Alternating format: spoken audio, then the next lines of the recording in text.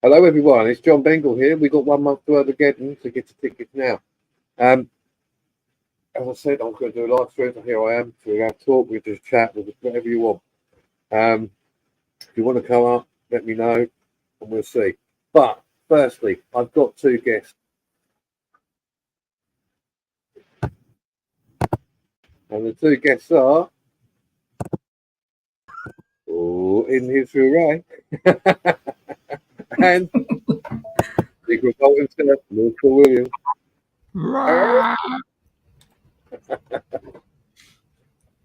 How are you guys? Knackered, mate. Knackered. Knackered. Right, let's see who's in the chat. We'll wait for people to come in.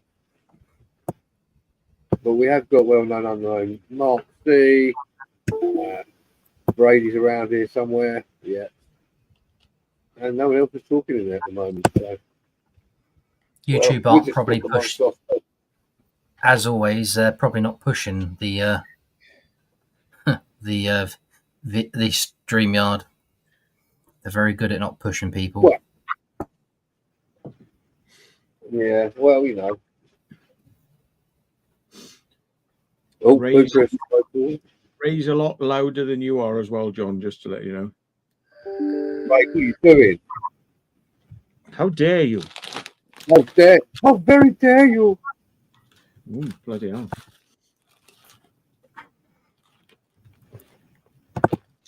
Right, look what this says. Morris dry roasted peanuts. And do you know what? They're not that dry. I can taste more peanut than I can taste dry roast. There's fuck all dry roast on them. Rubbish. You prefer a good spit roast, though. Might as well just add a bag of peanuts, not dry roasted, because it's just I'm eating a bag of peanuts. There's no going to shake see if we can get any sort of like flavouring on them or something. But it's just like having a bag of peanuts. There's no dry roast on them. Oh, weird. Right, can you hear me all right now? And Ray, yeah. Speak. Yes, I can hear you, John. Thank you very much. And it says specially selected for size and quality. Really? Specially, is it? Specially no quality then. No quality at all, but you think you've got it sorted. Quality's all sorted, isn't it? Morrison's. Me personally, I find them a bit overpriced, Morrison's. Yeah, they are very overpriced. And their bags, they're so shit. And they're like, oh, we'll charge you like 60p. It's like, no. I see who's in now. So we got Gambia, Huey 07, Paul Devenish, Bucharest, Gold Scores, Dave Armitage, is a famous potato, Tracy Jackson, Natalie is in, and many more. And bloody loads. Mm. Natalie's back. She is, yeah. But did she go anywhere? I don't know. I haven't seen her for a while. Where did you go, Natalie? She's got a StreamYard, not StreamYard, I haven't seen her. She's got a Discord. Oh, okay. That's one thing I haven't got is a Discord. I can't be asked with it. I've got it just to make contact with one group of people that I know, but might as well. I can't be asked with it. Yeah, I've got it. I use it, but like I've got various ones. I've got some on Speed Faces and some other people, but I don't use it that much. I put it on there now and then. There we go.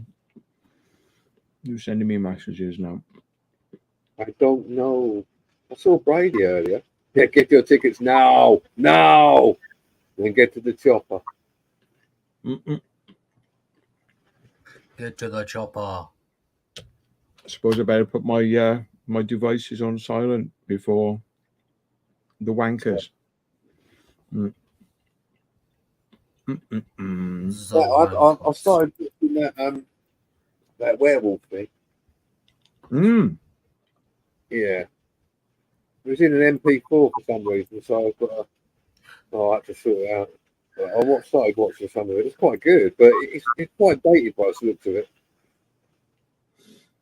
Well, the stories are a little bit older, but it's a recent production.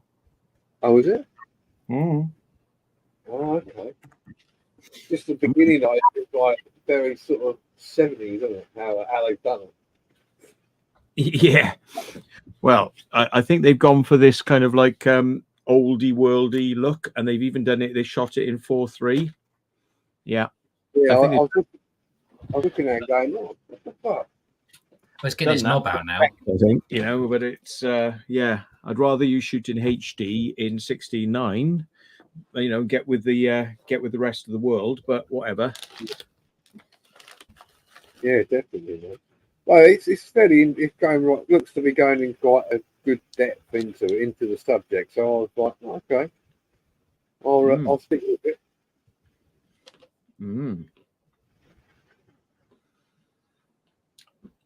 Yeah, them dry roasted peanuts are shit. They're nice peanuts, but no dry roast. Right. How many people we got in, John? We have 38 in at the moment. It's not bad. So 24 hours later, yeah. Fuck Morrison's and the horse they rode in on. Budapest guided tours is a waste of software.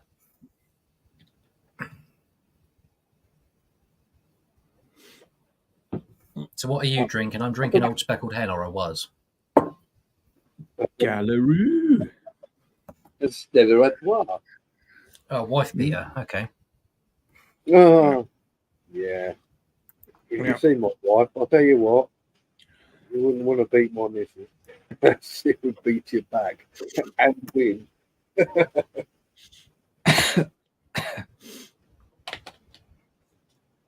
She's amply capable, is she? Right. Oh yes. There's not many people I'm scared of. I'm not really scared. By the way, folks, just in case anybody's wondering, we're operating under this new thing of StreamYard has released a feature whereby it cancels the audio so that you don't have background noise. So we're trying it out tonight. So you can't hear that John is in a house full of rain. You could demonstrate it if you wanted, John. Show him what it's like without the filter on. Shall I demonstrate it? See if Ray hears this time. Listen to the rain in a second, folks.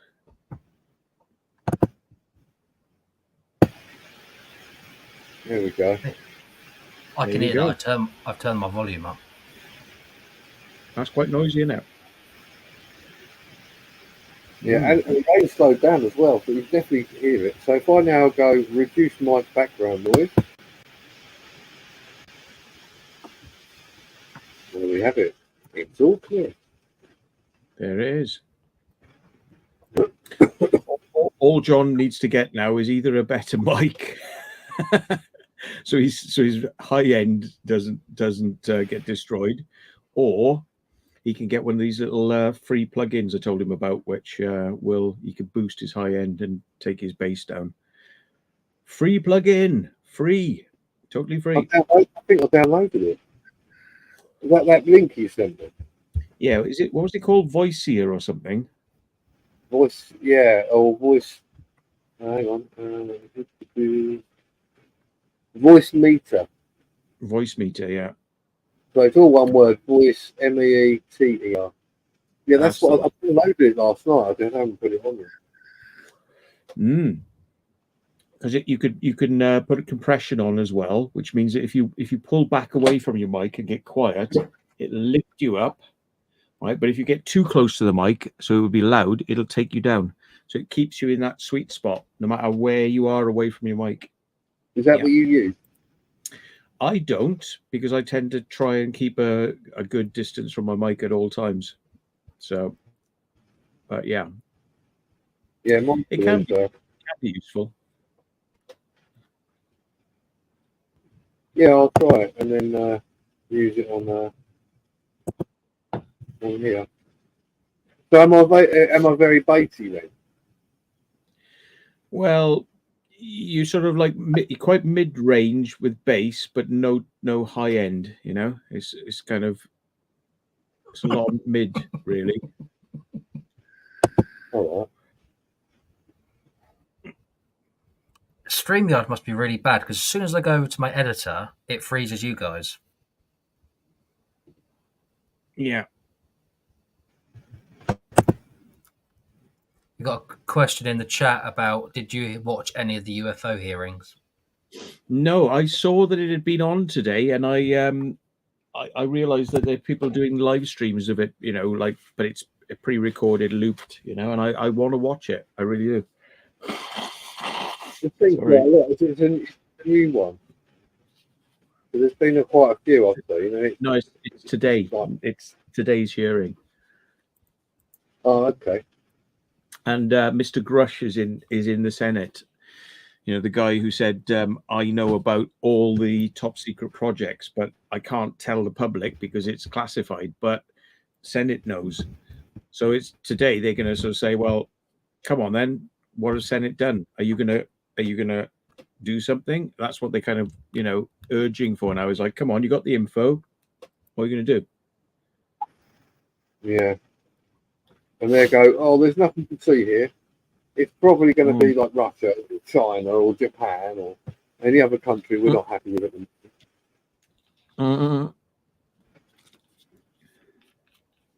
I got to make sure this is Otravine because I sometimes fill these up with alcohol. Yeah, that's Otravine. Good. That could be interesting. Because if I put alcohol up my nose, I think I'd be bouncing around the frigging room. I can just imagine that. You're like, you're right there, mate. Yeah. Yeah, that would be very painful, I think. Yeah. Oh, that'd be nothing worse, wouldn't it? That'd be like instant. Oh, yeah. No way. Louise, have you got your ticket for URBAGEDDON yet? I see you're in the chat. One way to get pissed. Dazzy as I don't well. know whether you can imbibe alcohol through your nasal mucus membrane, but you can if you vaporize it and breathe it into your lungs. You can get pissed quickly that way. I would hesitate. You'd have to check it, but I would hesitate to guess that you could through your mucous membrane. But it'd be very painful. As you can see, one nostril is not working very well. So watch my smoke come out now. See? But in a couple of minutes, this one will be clear as well because the Otravine will be working. Yeah. I'll get that. I don't know about you. I'll get it sometimes where it's like one side of my nose blocks up. But every night or every day at certain points, right, one will block and then it clears and the other will block. It's weird. But always at a certain time in the evening, it's like, I've blocked nose now. What's going on? Yeah, mainly when you lay down, I find. Hi, Mum, Nan. Yeah, it might be that way. I mean, I used to have trouble with my muscles, and then I broke my nose, and then I put it back in place, and then had a problem since. In that sense, I used to have like proper, because you've got two wells at the back of your nose, like the base of skull, and they can actually fill up with mucus and go a bit stagnant, and it just smells. You're like, well, what the hell's that? And I did banger racing, and I was under a car, and I was using a ratchet. It come off, it hit me straight flat on my nose, so I got a flat bit on my nose, and broke it. That's why I used. I literally put it back in place. Very painful. I don't advise it. And then, all right, didn't have a problem. That's why you're so good at kissing ass. Of course, can't smell a thing. Did you hear that? Kissing ass. Yeah. Just You're imagine how much more sexual experience you'd be able to have if you didn't have a nose in the way. You'd be able to have much more fun. Get right in there. Nose is like a fun limiter, isn't it? It's like, no. Oh God, we have people got big noses as well. Be like, oh, I can only get, I can't get further than this. We have a visitor who's been here, by the way. Oh, she's thinking of going now. Look, are you going to get off the bed now? Then, are you? Because I haven't given her any peanuts for a while. Is that what you want? Isn't it? It's peanuts. Yeah, look, watch that. Yeah, go. You want these peanuts? Yeah, you're right with peanuts, though. They're not too salty for her.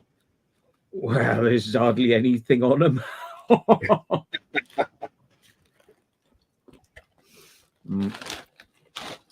They don't get digested anyway. They just go straight through her.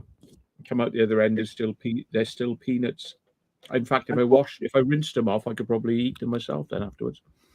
Yeah, that's why I don't give them to Lenny.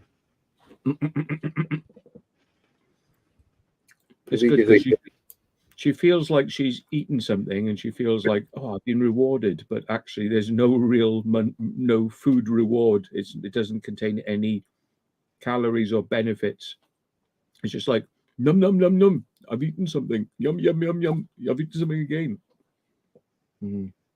Gambia, I hope you're all right then. If you've had a polyp removed, I hope it wasn't too big or everything went well.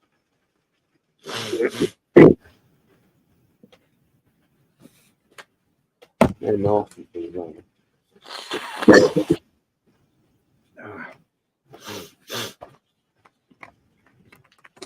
Nearly there. My nose is coming back slowly.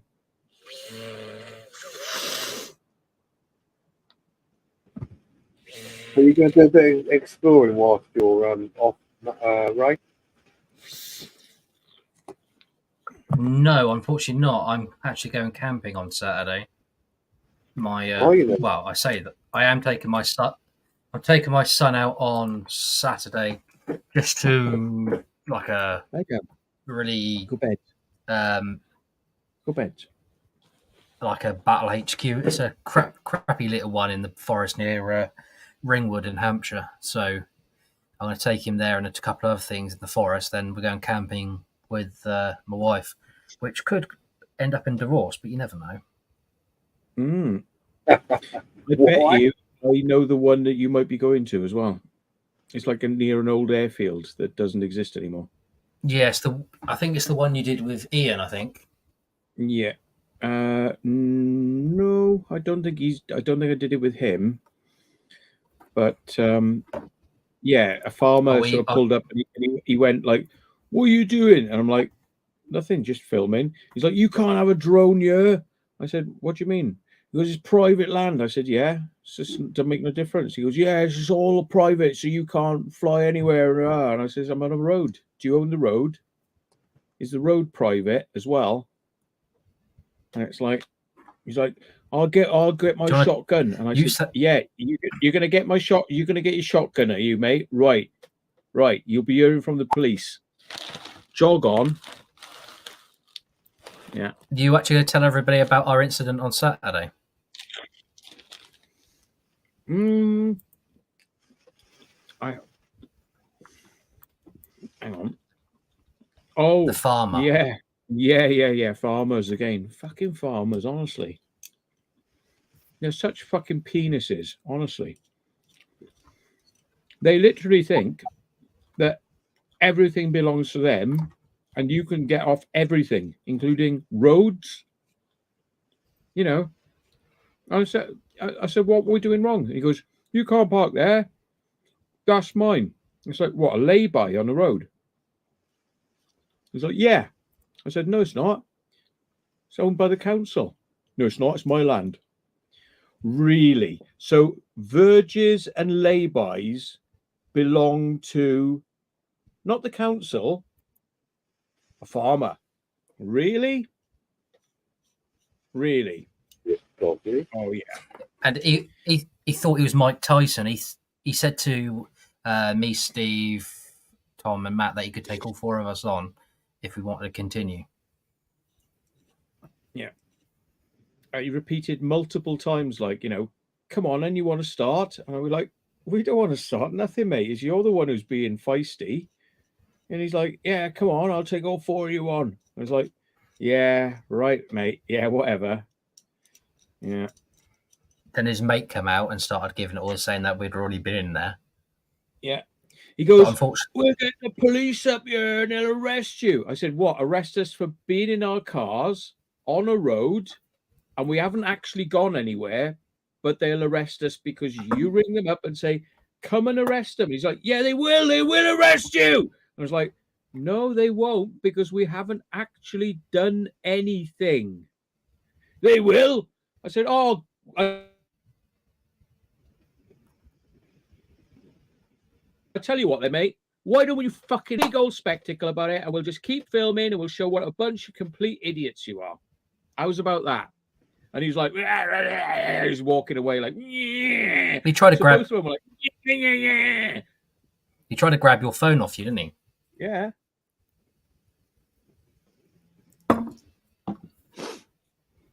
What a bellend. He was a complete penis. Yeah.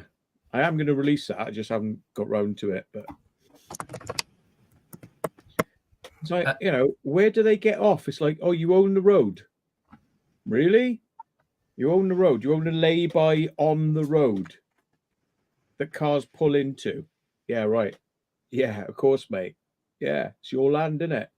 Then he called me fat boy, and and that's when I got my heckles up. Yeah. He called you fat boy.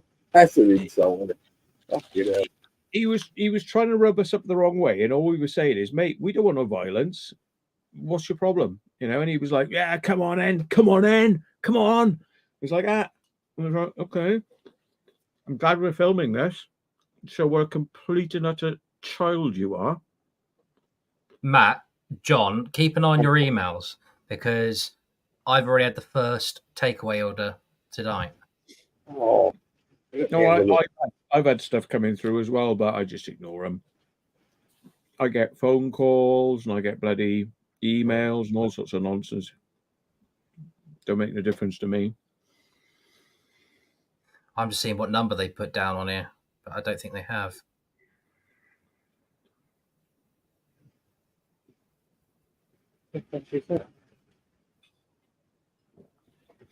You get a lot of farmers as well will block up rights of way, put a fence across it, barbed wire, and people coming along like, we've made a mistake. This is meant to be a byway, and it's like keep out signs on it and shit like that. And it's like, farmer just doesn't want you coming down the byway, which is actually a legal right of way, and he doesn't want you to do that. So, and it's like, so people complain to the council go around, have a word with him, say, we're going to fine you if you do this. They takes it away. Months later, back up again. I mean, these people are just like, you know, it's like, I'll do what I want. I'm a farmer. My land, my everything, my rules. I make the rules. Fuck you. It's my land. I'm a king. I'm a king. You know, really. No, I haven't got anything yet. Although I have got an email from EE, apparently. Well, I just had another. My EE account, yeah, because I've got one of them, you dick. I just had another one that had your name on it, John. My name? Yeah, John Bengal Presents. Obviously not the correct one. Yeah, cool. But that's going to work out, isn't it? They're going to go, oh. And the number was not a number I knew either. But I'm going to have to get off, mate, because I need to finish editing this video for tomorrow. Because every time I jump on here, it freezes when I try to edit. You can't edit whilst you're talking to us. What the hell are you trying to do? You crazy man, stop it. I'll try and jump back on. I should have like half an hour left to edit, so I'll speak to you a bit.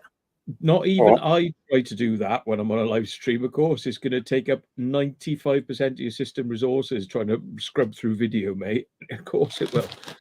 I'll come back on shortly. Bye-bye now. Bye. Well, it's thoroughly awful, man. Or alternatively, you could have done the editing later, Ray, but I hate to kind of put that concept in your head, but yeah, whatever.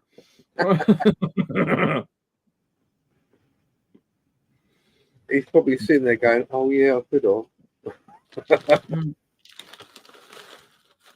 Well, what's everyone doing? You're very lucky to have him. I haven't seen him on my live streams in bloody 6 months, 8 months. Yeah. If anybody else wants to pop up, let me know. I'll put it in the. I'm not going to put it in live, but if you need it and you know people, just give us a shout. You like 30 minutes. I would ask Melissa, but I think she's gone camping or something. She's gone somewhere. Well, I think tomorrow. Tomorrow she's meant to be getting down to the festival. Yeah. So maybe it's something to do with that. Maybe she's working her way down. Yeah, I think she said last night she's going somewhere. Yeah. So, yeah. I right, am. what are we going to talk about? I'm taking me dad out for a birthday meal tomorrow. So. Oh, cool. Was it a local watering hole or a nice restaurant? No, I got to go back to Wales, take him out, and then come back, and then go to a festival. Oh, so that's busy me. Busy me. Drive. That's my life. Drive. Yeah, I understand that. It does take a lot out, doesn't it? When you drive like all these places, it takes a lot out of you, doesn't it? You get there, you think that's all right. You explore for a few hours or more, and then you're like, I've got to drive back now. Yeah, it's interesting. That's what's inside a larger size SD card. Like one that's like that size. Yeah, that's all that's in there. The memory is actually in that little tiny thing there. It's like, Oh, wow. And I suppose that makes sense because you can have micro SD, which are a fraction of that size, and it's all in there. But you'd think there'd be more than that. It's just like this little sliver. I thought they had the micro ones inside it. No. Yeah. Funny. What's this? In my opinion, this is man there. In my opinion, the farmers that hosted eagle hunts are the fifth. Yes, definitely. There are some okay farmers, but there's a lot of old farts who were born in the 1920s, and they're just they're nearly pushing up daisies, and they just go around wanting to scream and shout because of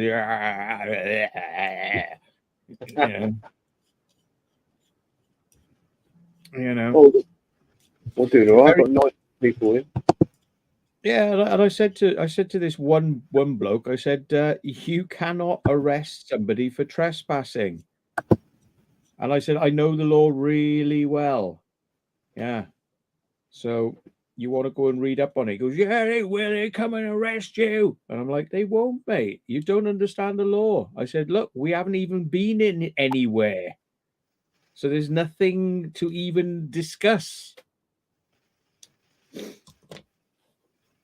I don't really get that round here, but I suppose I grew up round here in the country, so it's like I don't really give a fuck about the farmers. Yeah. Only when they used to do the hunt. I remember going to one, not an actual hunt to hunt, but to just go, no, you shouldn't be doing it. It's fucking wrong. And they're nasty fuckers. They have all the so-called henchmen, and they're like right standing in front of us, cars and all that, and just proper wanted to run. And then the hunt, the wanker on the horse was like in the middle of the road. All the dogs just trying to block us. Yeah. And whilst then you got all the heavies just fucking deciding to fucking get in front of your car, punch it all out, and go, yeah, get the fuck out of the car and all this shit. Fuck off. Yeah. Yeah, there's a lot of violence goes from the farmers towards the hunt saboteurs, but the hunt saboteurs just take it and film it and show what they're like. They are violent. These hunting types, they're violent, nasty, vindictive. you know, and you got somebody on a horse, and they're like it's whipping people in their faces and blah blah blah blah like that, you know, with a riding stick, you know. Yeah. Really nice people. You wouldn't shed a tear if they got run over by a truck. I'd be like going, ah, never mind. Now you know how a fox feels. Fuck you. Yeah, well, the thing was that we weren't even saboteuring anything. We were just at the side of the road, sort of go, no, that's not right. You know, just like, you know, saying no, don't like it. And I fucking didn't like that at all, but tough shit. Yeah, Dazzy, they are bastards. And again, it's because they've got this really twisted view that they own the countryside and they decide the rules. And their rules say we can do anything we want. And that's the way they behave. But the law says differently, but the police won't act. Then 9 times out of 10, the hunt saboteurs will get arrested, and the actions of these, you know, farmers and the hunts people, no, not interested. They can beat up the hunt saboteurs. They can have it on film. Won't make it to court. Won't get charged. It's always the same. Oh, yeah. Because half the judges probably do the same thing, didn't they? Yeah, judges, Freemasons, all part of the same little club, you know, looking after each other, you know. Oh, yeah. Pompey, what do you mean what's going on with my beard? It's getting a bit long in it, yeah. I haven't shaved it. But I will just for you when we meet. I'll tidy it up for you. Yes, Kieran, I know you keep emailing me saying, will I come down? But like, if you do it and show me that there's something there to do, worth doing, then maybe I will chuck a load of petrol in my car and come down. But yeah, I know you're trying to lure me, but like, you have to sell me on it, you know. It's like, it looks pretty small. Looks just like a couple of houses, basically 2 or 3 houses stuck next to each other. Go in and do it, film it, send it to me, and if it looks good, I'll come down. But you want me to come down on the condition that you'll tell me where it is if I come down. And it's like, yeah, but show me that you've done it, and then I'll come down. I don't want to go all the way down there and then find out that it's absolute shit and you can't get in, and then I'm now down 50 quid in petrol. So, you know what I mean? You've got to get my attention by being an urbexer. If you're an urbexer, then an urbexer doesn't go, well, I'm not going to come down and do it until Secret Vault comes down and does it. An urbexer goes and does it, films it, and then says, there it is. You should be wanting to go and do it yourself. You know, you should want to go and get in there and find out what it's all about. And if it's actually good, then maybe I'll come down. But ultimately, everybody wants me to come. You know, I get so many emails every week, and it's like, oh yeah, I want to meet you. Yeah, come round. Oh, I've got this thing. And it's like, yeah, well, are you going to show me it then? And it's like, yeah, here it is. And I go, well, that's not what you think it is. And it's like, oh, and it's like, glad we checked, isn't it? Rather than me just jumping in a car and driving all the way across the country to find out. Yeah. So, yeah, I do get a lot of it, you know, Kieran. Just remember that a lot of people are going like, Matt, come, I want to meet you. And it's like, you know, I've got a lot of things that I'm desperate to go and see.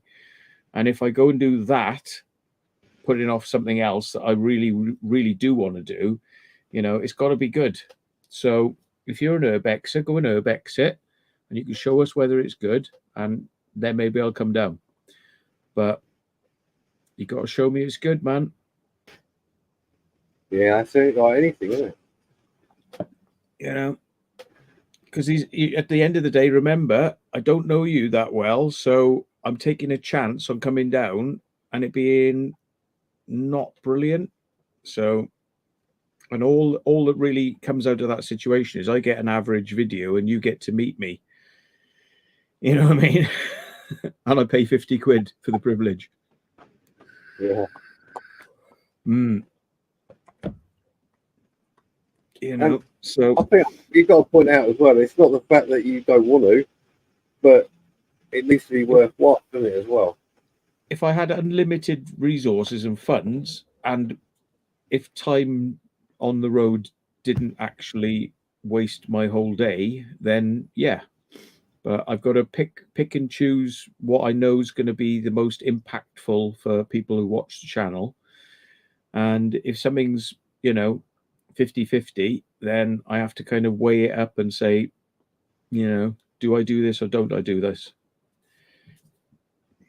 So plus I don't like meeting random new people because it turns out bad a lot of the time. I usually prefer to kind of have referrals from other people that know people, and they say, yeah, they're okay. I've met them. They're fine. They're not psychotic. They're not stalkers. They're not trolls. I like to have that kind of verification. So it's one of those, because I could come down there and you could be, no disrespect, but you could be spasticus autisticus with very, very bad things in mind for what you want to do when you meet me. So yeah, I always have that in the back of my mind going, do I want to take a chance? Do I want to bother?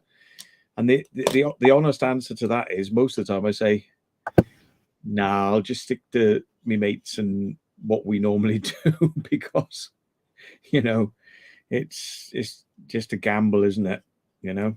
So, but I do appreciate you sending this stuff across, but go and do it. Go and do it. Yeah, I mean, yeah, go and do it and have a look, because you never know. I mean, Matt, seriously, I've known you, what, a good few years now, but it wasn't until, what, last year? We actually went out and did an explore, wasn't it? Yeah. But the thing is, as well, I mean, like, I use other factors as well. Like, I've spoken to you a lot on live streams, so I've kind of got to know you a bit. You kind of know whether people have got some sort of issue or, there's something going on that is either good or bad. You kind of get to know people. And another factor I use as well is, like, John is married and has kids. And if you're a bit balmy, you don't tend to be married and have kids very long because, yeah, don't work out, does it? So things like that add up to be like, yeah, they're probably going to be a little bit more sane because, yeah, they're holding it together, got a job, family, obviously must be doing something right, Yeah, and even so, like, and this is from the other side of it, just so people would realise. Although I'd spoken to Matt before and Ray and some others, I'd never met them, so they could be complete fucking loonies. Well, I took a chance going where we went to go for the explore and meet them. And don't get me wrong, my first, I'm thinking reservations. Should I, I'm waiting for them and whatever. Like, I think they're a bit late. That's usual. I was like, but it was good. Yeah. So don't be offended when we go, no, you're not coming with us. Or it's not because it's a little gang and all this shit, but it's our own preservation at the end of the day of what we do. Yeah, I mean, it's hard when you meet new people because it takes a while to get to know them, and you meet somebody at some random location, like, and then you go and do something with them. You still don't really know that person very well because all you've done is walk around a building with them. You still don't know, like, what their motives are, what their intentions are. And I've done this a couple of times. I've gone out with people and then they kick off after we've done an explore. So you think, oh, they seemed all right. Yeah, it seemed fairly, whatever. And then they get all possessive and sort of like, like, so when you coming down again, then come on, then you come down now. And it's like, once they got their hooks into you, they feel like that, they kind of have you have a responsibility to them then to be their mate and come out with them all the time. And so it's one of those, like, if that's the way it tends to go, again, it's always a gamble, like, of are people going to be honest as well. I find you've got to be honest as well. Like, if you say to me, look, we're going here, John, do you want to come down? I'm like, yeah, okay. If I can do it, I'll go, yep, definitely. If not, I'll literally say to you, Matt, when I said, I'm not sure.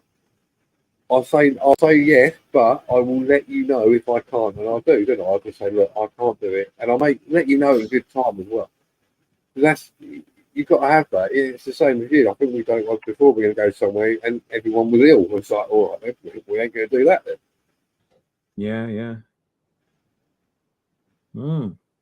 None of this like bullshit where people go, oh yeah, I'll do it, and then they don't fucking turn up, or they say like the same day they go, no, we can't do it now. Like, why didn't you fucking tell me yesterday or the day before? I'm on the line.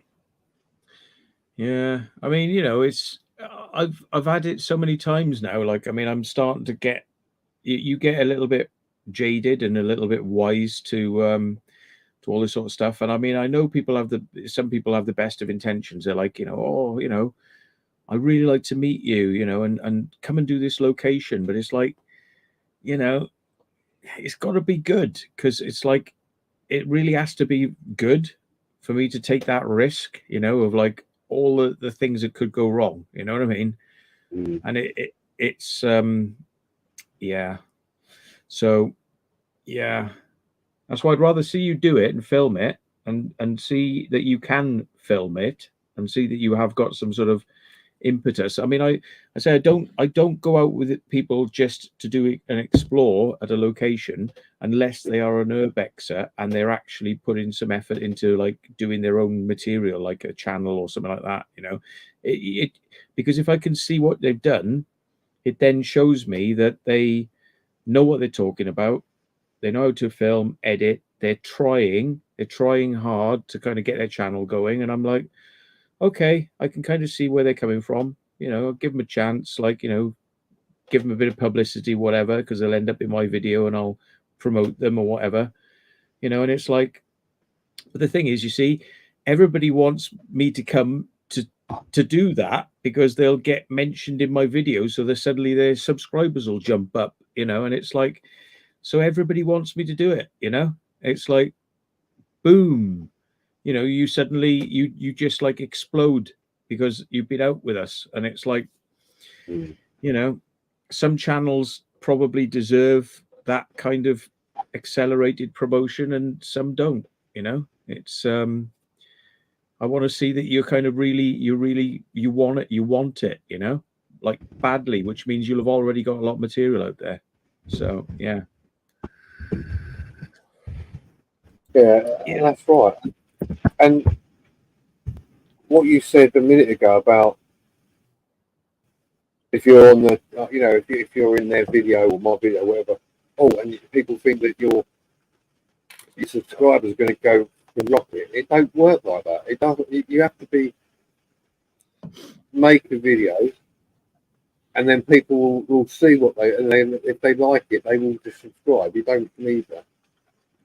It's nice to have more people with you, and have like we've got, but you do your own stuff as well, don't you?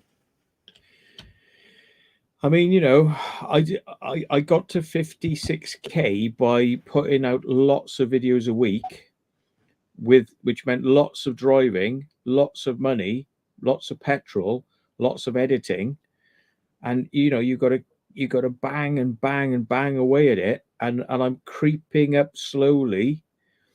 I think YouTube probably has me on the like thumbs down, don't let this guy boom, because they do that. They ghost people. I don't think my channel is accelerating the way it should, because they've got a clamper on it. But it takes a lot of time. You know, it takes a lot of time. But if you can see that somebody is trying hard, even though they don't have a lot of subscribers, if you can see that the motivation is there and their ethics are there and the quality of what they're trying to do, you know, is there, then it doesn't matter they haven't got a lot of subscribers. It's just like, you know, you need to see that people are really doing it, like, you know. Yeah, definitely. You know, and a lot of people jump in, they do it for a little bit, and then they realize how hard it is, and then they can't maintain it, and then they jump back out. So it's like, you know, it's one of those, isn't it? You know, you can see people are like committed and putting stuff out regularly, and they're trying hard. You know, it's like it means a lot to see that. Mm. Yeah, and it is. I mean, when I started, I'm thinking, right, okay, I'll just do it for, you know, because I like what I do. It's not, I don't care shit about money on it. But there comes a point where you think, right, okay, and you know, it took a lot of time for me to get what I've got now. I never even thought I'd get. I think about 600 something, but I never thought I'd get that many. And it does take time, and you have to work at it. If you don't work at it, it drops down. You might still have your subscribers, but then once they've watched it a few times, that'll be it, won't it? You know. Yeah, and I do say to people, like, I mean, remember, I'm not a tour guide, you know, and I'm not there to come and meet you, you know. It's like, so it's one of those, you know. I think this particular chap did say, oh, look, you know, I don't want to get any credit for it or whatever, but it's like, you know, when I go to somewhere, I tend to film whoever I'm with, and I do give people credits. But that's the thing, see, it's like, you know, people know that, so they want a piece of that, you know. So I do get a lot of people asking me, and I can't say yes to all of them. I can't say yes to nearly any of them, you know. And it's like, yeah. So Yeah, you do have to, like.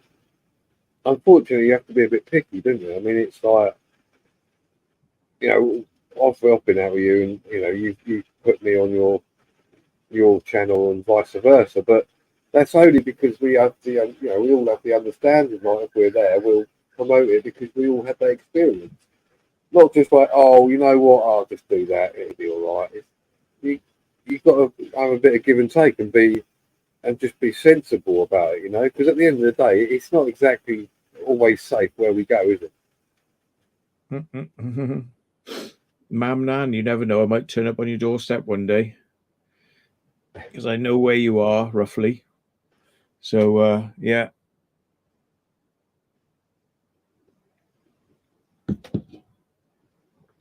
Yeah. But this is the thing, see, I mean, I get scared by people who are asking me a lot. You know, it scares that sort of like raises my hackles a bit. The more people ask, the more I think, nah. You know what I mean? Because it's Yeah. like if somebody asks and then, you know, you don't hear from for a while, and then they go, well, look at this that I did, you know, and then they give me something. But when it's like ask, push, that makes me go step back, you know. Right. Yeah, no, So that's what you get a bit. I've had a few people do that, and they constantly ask. I'm like, no, because you just have a bit of alarm bells. You know, when you go out with someone, you want to make sure that you're safe, obviously, but that they can look after themselves as well, but that you've got their back. Like, you know, I know that if we go down somewhere, it's a bit fucking not dodgy, but you know, it's a bit precarious. I know that each one of you I go out, you know, who are there, will have my back and vice versa. We have that trust, you know. Especially Ray, because he loves going down ladders. yeah. You know what I'm talking about. I don't like having to say no, but it's unfortunately something you learn you have to do because you know, I do get an awful lot of it, and I always say to people, like, you know, show me that you are making the effort. Show me that you have got the will to kind of like develop your own channel, and you're doing it, you know, and then, you know, maybe I'll have a think about it. But like, again, not if it's like constantly pushing me, you know. It's kind of like, you know, we'll think about it, you know. But it's like having that space makes me more, you know, confident that you're not obsessing, you know. So yeah. Oh, that's right. Patience is everything. Yeah, no, it is. No, I know you're jesting like that, but no, it is. I mean, I remember doing, obviously doing videos myself, still do, but doing bits and pieces, but never asked anybody to come out. But then I was asked by, I think yourself and some other people, look, do you want to come out with us? I'm like, okay. I didn't know you, and I'm not being rude, Matt. You know this, but you can never, until you meet someone, you can't trust them, can you? And even when you sometimes you can't. But when the call came, I went, all right, I'll do that. But it was over a long period of time, wasn't it? Yeah, it didn't happen overnight, did it? No. No, and quite rightly so. I mean, I do go out with various explorers, but I will only go out with people who I've spoken to for a long time. There are other people I go out with who I know. One is being a carpenter who you guys have seen on my channel, solely because I've known him a very long time. I know what he's capable of and what isn't. You know, and I trust him. I trust him with my life, the same as I would with yourself, Matt. You know, if you're in a fucking bunker or somewhere, you know what I mean? You've just had a donation from Gareth Wright, and he says, we have tickets to come, but it's too expensive to stay anywhere. We're in Brighton, so he's based in Brighton. Tried to get a refund, but was rudely told no. Mate, I'm sorry about that. That's out of my hands, I'm afraid. That's dice. That's the organisers who run the ticketing. Oh dear.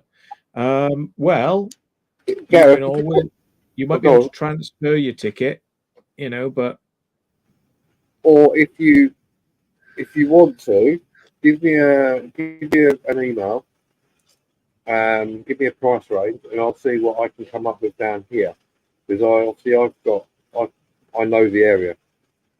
Yeah. So there may be. You could always do what we do. If you're coming up in a car, sleeping bag, 0 cost, works a treat. But first and foremost, thank you, Gareth, for your donation. That's really appreciated. Thank you. Now I'll go back in the channel. Yeah, but that's my first super I've ever had. Yeah, I mean, how are you going to get down there, Gareth? Were you going to catch a bus or rail? I mean, because I know that if it finishes like at 12, then yeah, you're not, you know, midnight, then you're not going to get a train home or something like that. But you could come down from when it opens at 12 midday and get the last method of transport back, maybe leave at 7 or something like that, you know, if that's the only way you could do it. You know, I know you'd like to stay the whole time. Oh, Gareth, we can only travel by train. So yeah, what time would your last trains be? That's the thing, you know. And I wish I could just say, yeah, you can come and stay with us, but I don't know you. So yeah. Big Chris, what do you mean? It will be too near to the event now, time-wise. If it's only a week, it's not a week away. That's a month away. It's exactly a month today. Yeah. Oh, somebody said, Matt, with your intelligence and focus, is very achievable. What's very achievable? What you mean, like doing the YouTube thing? Yeah. And I made a few mistakes, but I'm me, and I like doing things my way. So, you know, doing the live streams where we swear has probably impacted my channel's ability to grow, because it all makes a difference, you know. So if you're going to start a channel and you can edit out all your swearing and you can keep it non-controversial, and if you go live, no swearing, you'll soar past me and get more subscribers than me very quickly. But I'm me, and I'm just like, you're driving. Sorry, you're driving back out and back again. Fucking hell. I thought you were staying over. What? 7K per week? What's the hell's 7K per week? No idea. More like just my petrol money for the month. Like it's not a hell of a lot. That's all I get. Yeah. That's all I get off YouTube is just about the petrol money and a lot. I got a lot of credit card debts as well, folks. It's like, yeah. Gareth, as I said, if you want to email me and let me know what your sort of price range is, I'll see if I can find something. Because a lot of the stuff is, if you go on like all these weird and wonderful sites, they're all bollocks. It's a bit late, yeah. That's like, what is it? Who is it? Will. What's his name? Yeah, Will. It was because he booked in Colchester, didn't he? Do you remember? And I found something closer. Yeah. Where is it again? It's Colchester, isn't it? No, it's Chelmsford. Chelmsford. Oh shit! Yeah. You can go to Colchester. That's my bad. I said, oh, it's Colchester. It's not. It's Chelmsford. Yeah, that was my bad. And then he went and looked for places there, but it was the wrong place because I was like, begins with C. Yeah. Yeah. To be fair, it's about 40 minutes away, like Colchester is, but you don't want to like travel 40 miles. You don't want to travel 40 minutes one way and then be there for a little while and travel 40 minutes back to a hotel. Yeah. But it's one of those, like, all you have to do is come. You'll meet everybody. You may not have to stay till the end because the end is going to be a little bit more drinking and music and things like that towards the end anyway. So we'll be there the whole day to chat to people and things. That's going to be a given. So you don't have to stay for 12 long hours. It's a marathon, isn't it? Yeah, mate.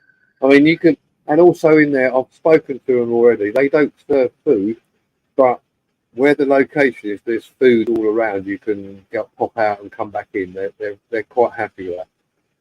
Bring your food back with you. Yeah, they're cool with that, aren't they? You'll get a stamp on the door and they'll deal with it. It's fine. Because there were questions about that. Yeah, Gareth, let me know. There's no promises, but I'll see what I can find for you. Velindre Hospital in Whitchurch.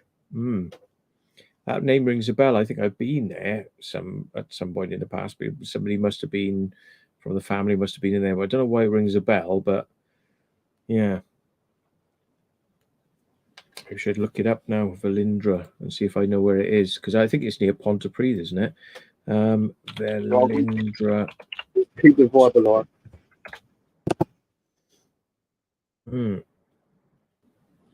Oh, Velindre is up from Church Village. Oh, okay. Yeah, isn't that? Oh, it's there, right? Yeah. Treforest, Velindre NHS Trust. Oh, is that where it is? Maybe have they changed where it is? I don't know. It's weird. I think I've been to Velindre, but yeah. I thought it used to be in Pontypridd. Oh. Gambia Huey says, just sent you something on PayPal. He's gone. He'll be back. I'll tell him when he comes back in now.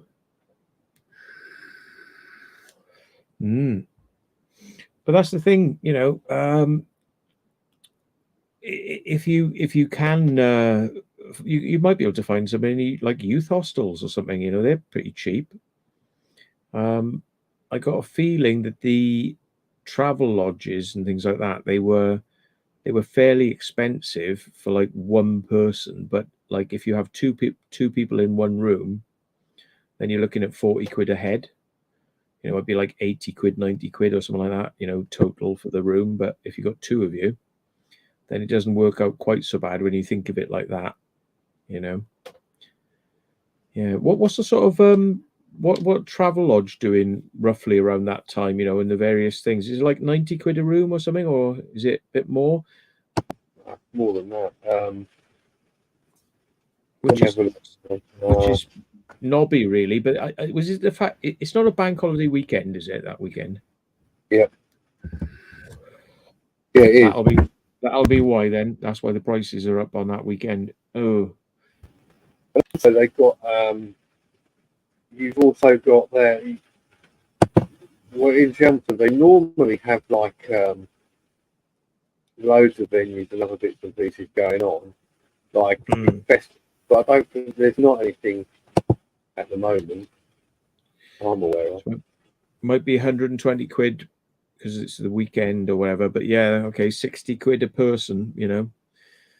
But yeah, is there a YMCA or anything like that? Oh, by the way, somebody said they sent you some money on PayPal. Was it Gambia Huey 007? Thank you, Gambia. I'll have a look at them now. Thank you very much. I'll appreciate that. No.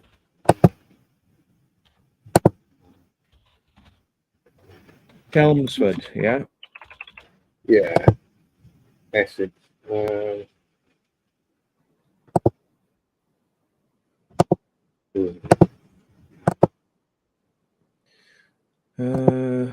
yes. There's a North Avenue Youth Centre. What's that then? Youth Centre. It's a youth club. No, that's not no good. YMCA Chelmsford, but does it have accommodation? The travel lodge are doing 125 quid or 138 depending for two people. Right. But that's going by the travel lodge. Now, I don't particularly do that. Have you got a YMCA? I don't know. No, there doesn't appear to be one in Chelmsford. Let me just search for. What is it? The 29th of August? 26. £126. Yeah, you can see it going steadily up as we go towards that date. And then on the 27th, it's 80 quid. 28th is 60 quid. You know what I mean? It's unfortunately, it peaks at that date because of the bank holiday weekend. Ooh, yeah. That's why you should book it in advance. Well, I've just had to spend a humongous amount of money to get ready for going to this festival. You know, in addition to the ticket price, which somebody paid for me, but I paid some of it because I gave some money to charity because I'm like, no, I need to pay some of this. I can't just take a freebie. So I gave some money to a charity, but it's not the only cost. It's like I've still got the petrol, which I haven't even paid yet, which is going to be about 40 quid. And I've just spent about 200 quid on everything I need to get down there. So it's like, it's just masses of money, like, you know, which I did say to them, like, I said, yeah, I'd like to come, but yeah, it's not just turning up, is it? It's not just turning up. There's a lot of other costs as well, you know? So, Always. Yeah. Yeah. Where's that? There's an apartment, 156 quid. You know?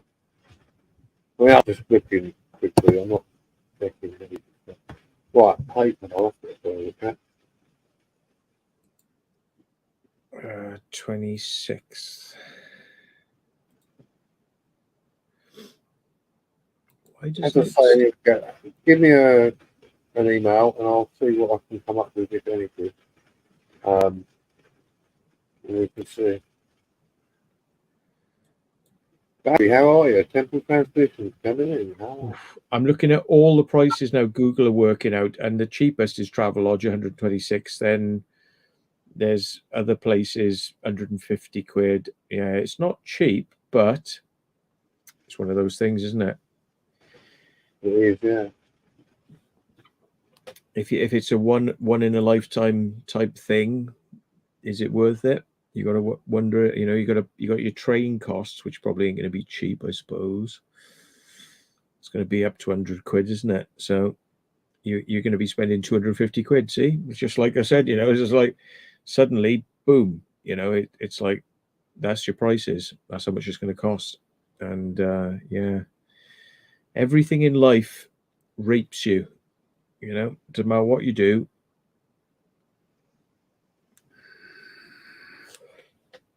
But you sometimes you got to grit your teeth and go, okay, you know, because it's what you got to do.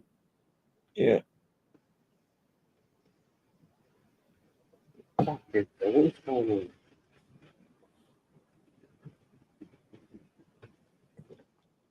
Mam Nan says Premier Inn is cleaner allegedly. Yeah.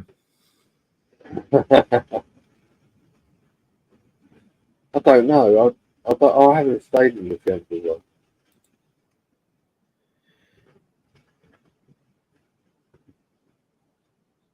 Sorry, I'm just trying to sort out my iPad. Yeah, Gambia Hui said you could do some wild camping. I mean, you could take a tent. I mean, it's, you know, I hope the weather's going to be all right, you know, but you could take a tent. It's not, you know, it's not impossible to do these things. You know what I mean? And then there'd be zero cost. You just have to get yourself from the event to somewhere.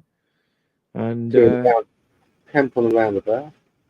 You could go, you know, you could be really cheeky and like just go to a local park, pitch your tent up, and in the morning some park worker's going to come along and go, hey, you can't have a tent. You say, oh, I'm really sorry. We're going now. Bye. You know what I mean? You could do it. Nobody's going to stop you. I've actually seen people camping in the park down there. But I'm not saying do it, but I have seen people do it in the park. It's all a bit weird, in my humble opinion. Why would you go to a park with it?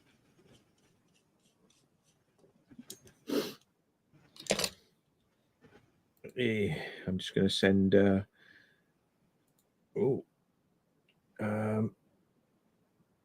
the fuck are you?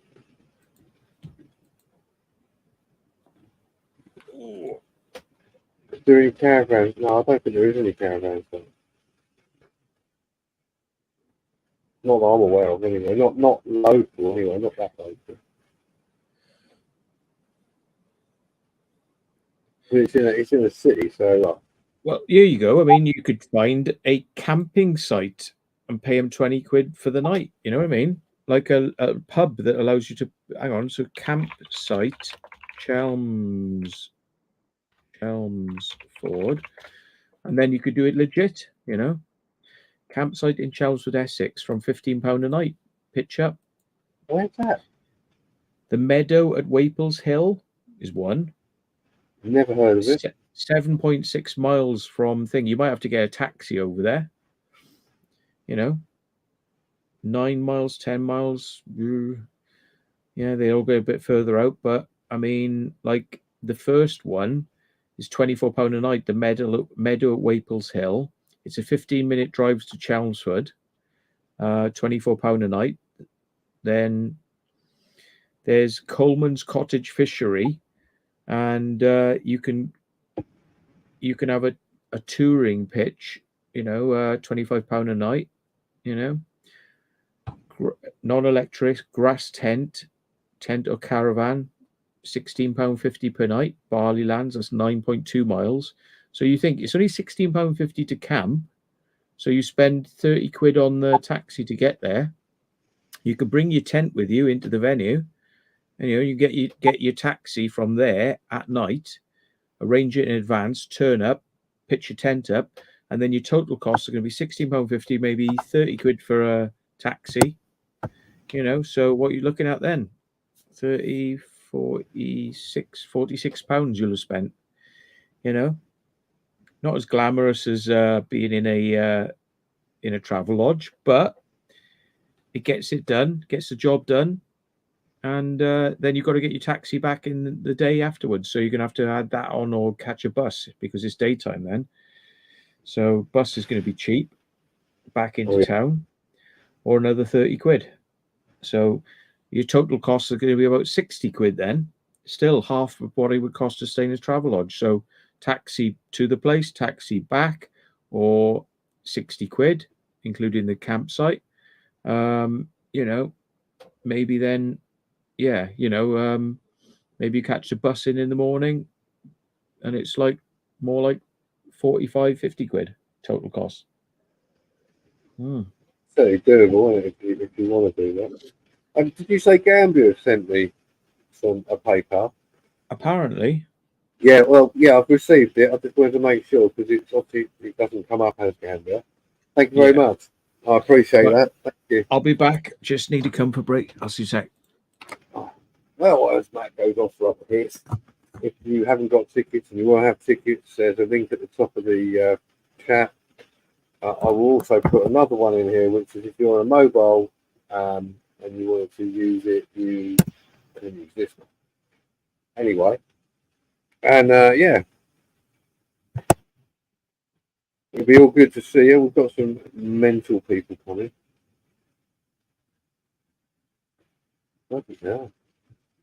Yeah, Gareth, go ahead, son. Do it. You win it, you win it. In it to win it.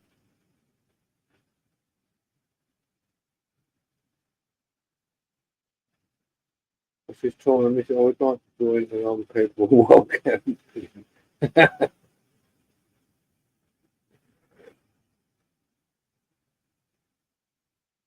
Hi Quinn, how are you? I'm just having a look because I might have missed people who've come in and so forth. We've got 117 people watching this.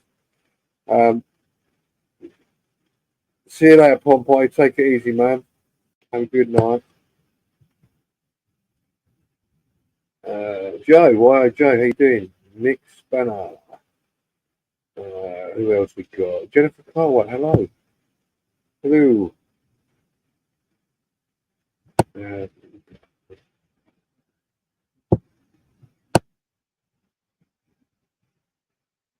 Daddy 84. How's it? Paul Norfolk. Nice to see you in. Tim the Pigeon Master. I think that's about it. If I missed anybody else, I'm sorry. But that's the way it is. Yeah, so I should be putting some more. I've got a new laptop now, so it should be working enough for me to do more editing, not just on my phone. Because don't get me wrong, editing on the phone is good, but I would prefer to do it on a laptop because I can do more things and not go cross-eyed. Yeah, the thing is, like, it's all very well doing it on there, but it's a good. I use KineMaster, which is great, but like sometimes it's very tedious because you're using your finger to sort of move it in and out, and it's like, just if I was on a laptop, you could just do it quicker. Yeah.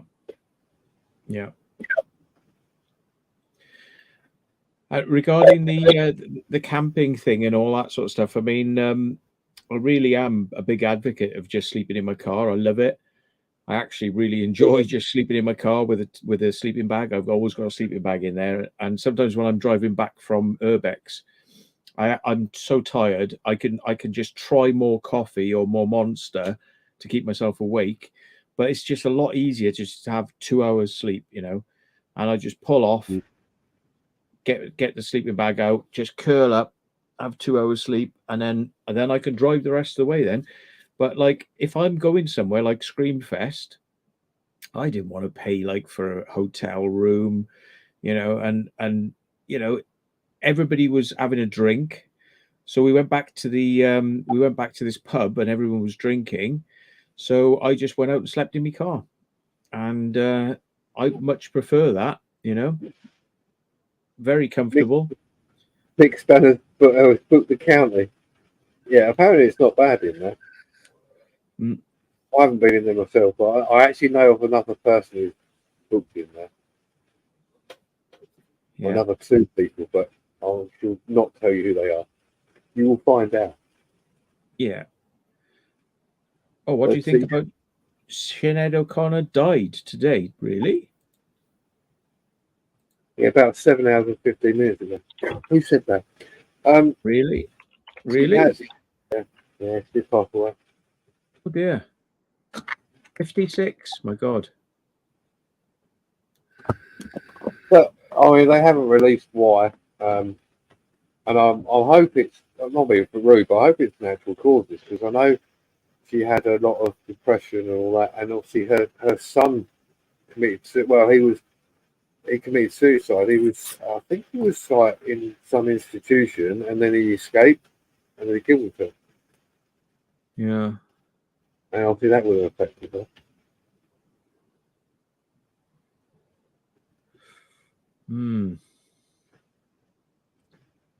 Yeah, Matt, you were saying about obviously when you go out, you've got a sleeping bag and all that. Now, I haven't. When I've come to you guys, I haven't got a sleeping bag with me. I haven't taken one with me. But one thing I would say, people who do go out exploring, they go further afield, right? Do you have to take a change of clothes just in case? I mean, I've got everything in there. You have to, don't you, Matt? Just in case there's like you get a little wet or manky. You don't want to drive back all manky, do you? What? I don't give a shit, mate. Well, no, but like if you've got soaking wet, you don't want to drive back all in 3 hours soaking wet, do you? Oh, I put the heat up in the car. I drive for a couple of hours. It generally all steams off you. You're pretty dry. But I've got a spare. I do keep a spare set of clothes in the boot, which I've never really used, but they're in there somewhere if I dig them out. I have actually got a spare change of clothes, but I really don't often need it. You but lose yeah. your boot, well. I got everything in my car. I got the kitchen sinks in my bloody car. Yeah. Sinead O'Connor converted to Islam though. Oh dear. Oh dearie, dearie me. Was that necessary? I wonder.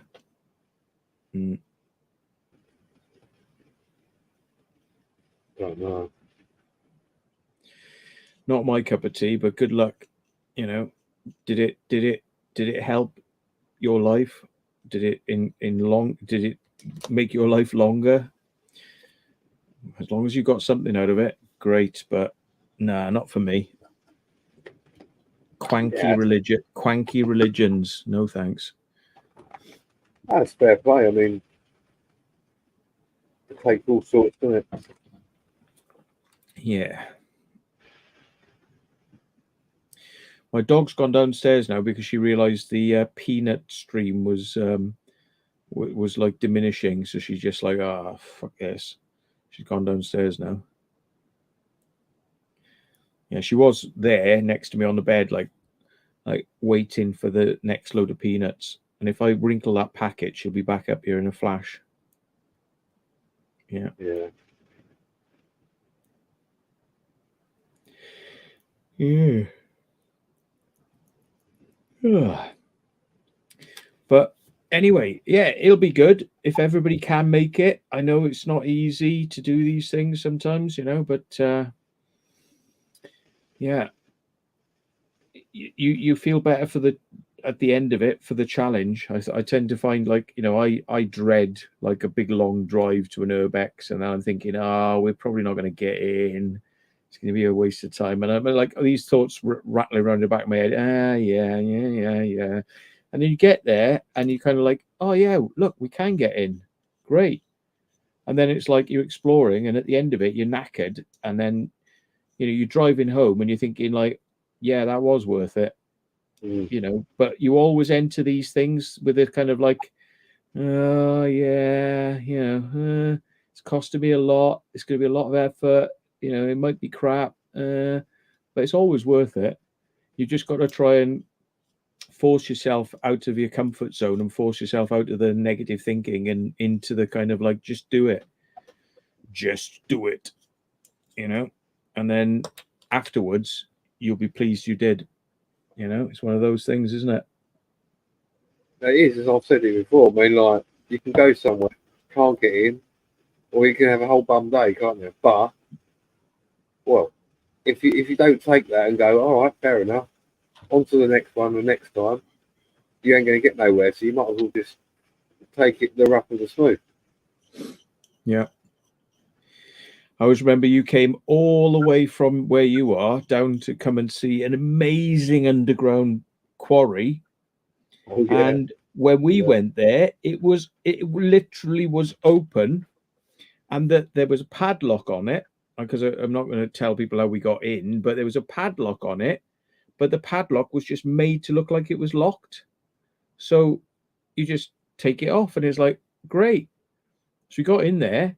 And then we're like, oh, right. So we put it back the way we put it. And like, we thought, right, we can come back here. It'll be fine. Because it's like, nobody seems to know. Nobody knows. It's like this lock has been done like that for some reason. John came all the way down. When we got there, clunk, that padlock had been locked. Yes. And John had to go all the way home. And, these are the stories that don't often get, you don't video film those sorts of fails, but like, they happen. They happen a lot, Yes, it does. It does. And you'll vouch for me. Pissed off didn't get in there, but I didn't moan at anybody. I just went, all right, fair enough. Like, there's always another one. It's one of those things. It's no use for me. It's no use like moaning and going, oh, I didn't do it. I'm fed up. I'm not going out with them again. Not doing this again. Not doing that. You're just defeating the object of actually exploring, aren't you? Yeah. And I mean, it was a rough one because, everybody wanted to get in. We'd shown people the videos of how good it was. And then it was like, Jesus. Yeah, I remember you being extremely pissed off. Yeah. It's like, fucking hell. And you just profusely apologised and like, all right, don't worry. But there's always those other ones that make up for it, and you've got to put those in the shit box, and file that away, and just remember that all the ones you did manage to get into are so good that the shit box weighs this much and the good ones weigh this much. So you'll always be in positive credit because the shit ones never weigh as much as the good ones, So Absolutely. Yeah. And to be fair, if you can't get into a place, there's always somewhere else. Yeah. Well, we did say to you, if you want to go and, I think we probably said like, oh, we can go do Bethel Quarry or something like that, and we can go do something else. But it's like it take us so long to come down, and by the time we relocated to somewhere else, it was like wasn't going to be a good prospect really. But The morning, wasn't it, right? yeah. But yeah, it's annoying when that happens. It's the trouble, see, as well. Like I have to say to people, like, well, we got in there, and we're going to take you back because we know we got in, so you should be able to get in. So, but it's a risk. It is always a risk, and yeah, There's no guarantee. And you have to keep that in mind. That there's no guarantee wherever you go that you can't get in.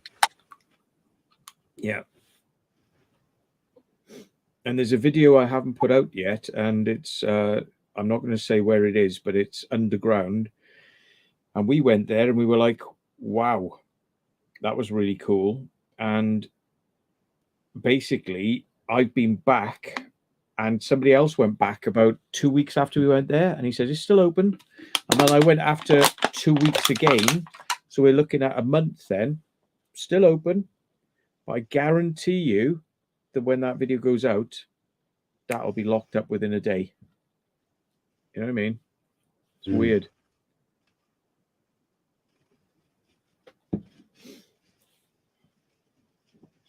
Yeah.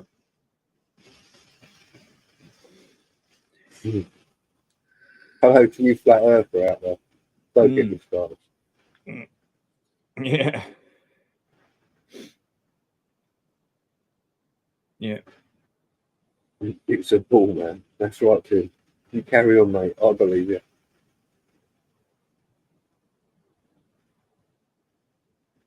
Yeah, Jennifer, tight places like tunnel. It don't bother me, but like there are even like there's some places I've seen. I think Matt go on Explorer Fighters have gone to places, and they are tight tunnels. I was like, I'm like, oh god, no. Yeah. Yes, you know it. Hang on.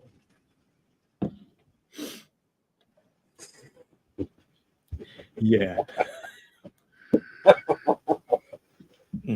Yes. Well, Time traveler 2541. You go and buy the ticket. You come and see us. Go on. It's not if it's not far. You know you need to go. But for the tickets, I'll put a link for you. Even though there's one on there. There we go. There's another one for you. Am I tempting you? Am I? I'm tempting. Yeah, come on. Get your tickets. Come on. Yeah. Mick Spanner says, what's my thoughts on the Air 3? Well, there's a new Air 3 that's got 2 cameras on it. And that's where I go, yeah, I'm out. No, not interested. Because it's got a 3 times optical zoom on the second camera. But none of us want that. We want one camera with a telephoto zoom. So you can zoom in up to 10 times like I can do on my Pro 2 zoom, you know, Mavic Pro 2 zoom.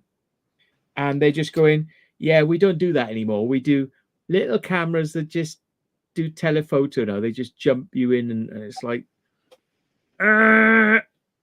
we don't want this shit. Yeah, it's got 10-bit color. I've got but if people want to put questions in, put it in capitals. We've got one from AU and he's gone, are you finding urbexing easier with more people doing it?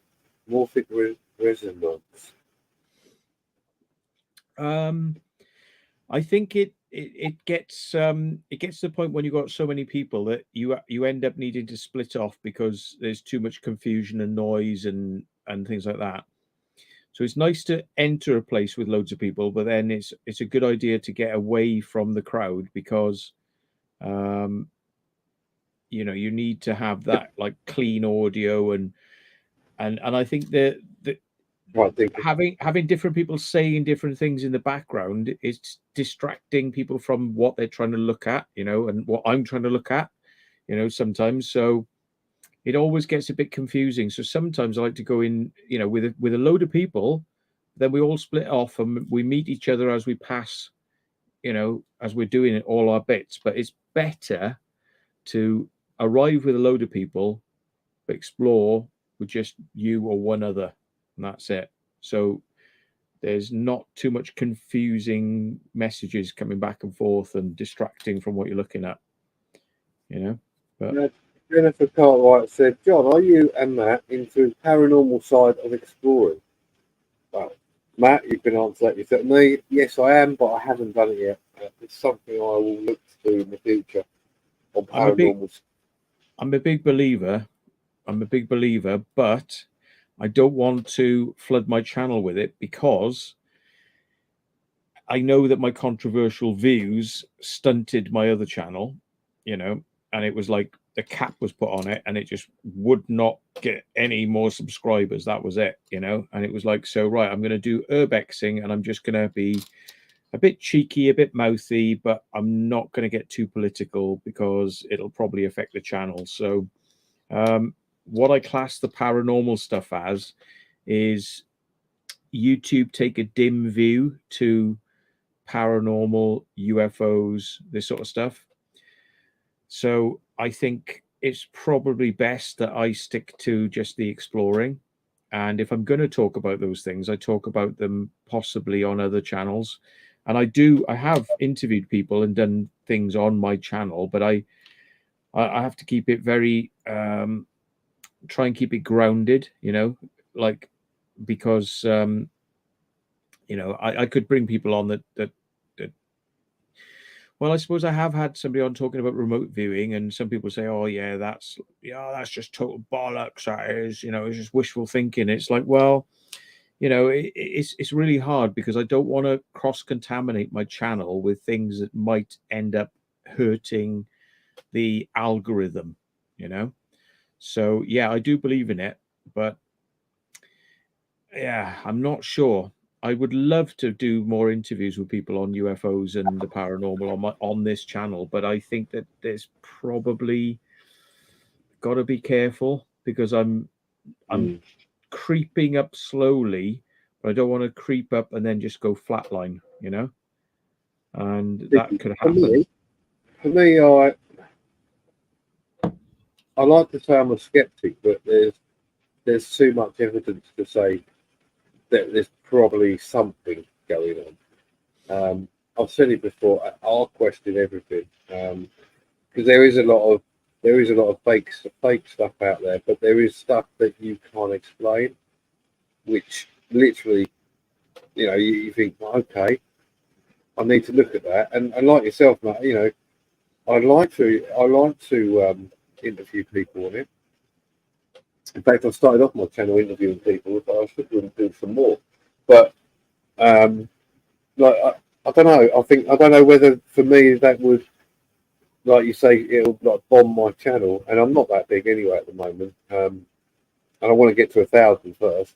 At least once I've got that 1K mark, I'll be like, yep, okay, I've reached the 1K. Do a few other little bits and pieces as well,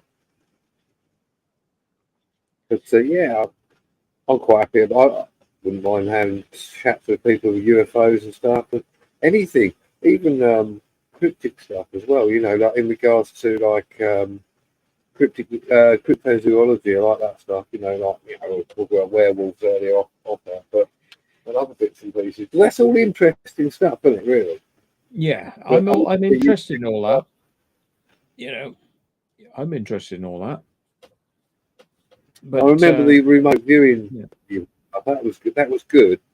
I had a few questions, but some were answered, some weren't. But it's not to say it's not true. I just think it would need to be explored further. Yeah, I don't really want to sort of bifurcate the channel into this is Matt's paranormal stuff and this is Matt's urbex stuff. I think it would be better to kind of do mostly urbex and every once in a while drop in just something that reflects my interests in the paranormal, UFOs, because there's a lot of very interesting stuff going on UFOs at the moment. And as you're saying, the UFO Senate hearings today with David Grush, who had access to information about these secret projects, which not even the Senate know about. Most of those people in the Senate, they do not know what this stuff is. And whistleblower, isn't so highly compartmentalized that not even the president has a right to know.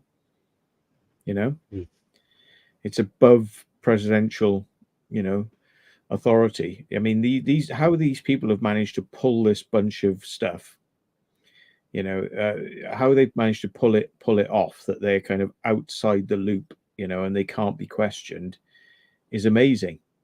But they have, they've managed to pull it off, and this is why so many people in Congress and Senate can't believe that these programs exist.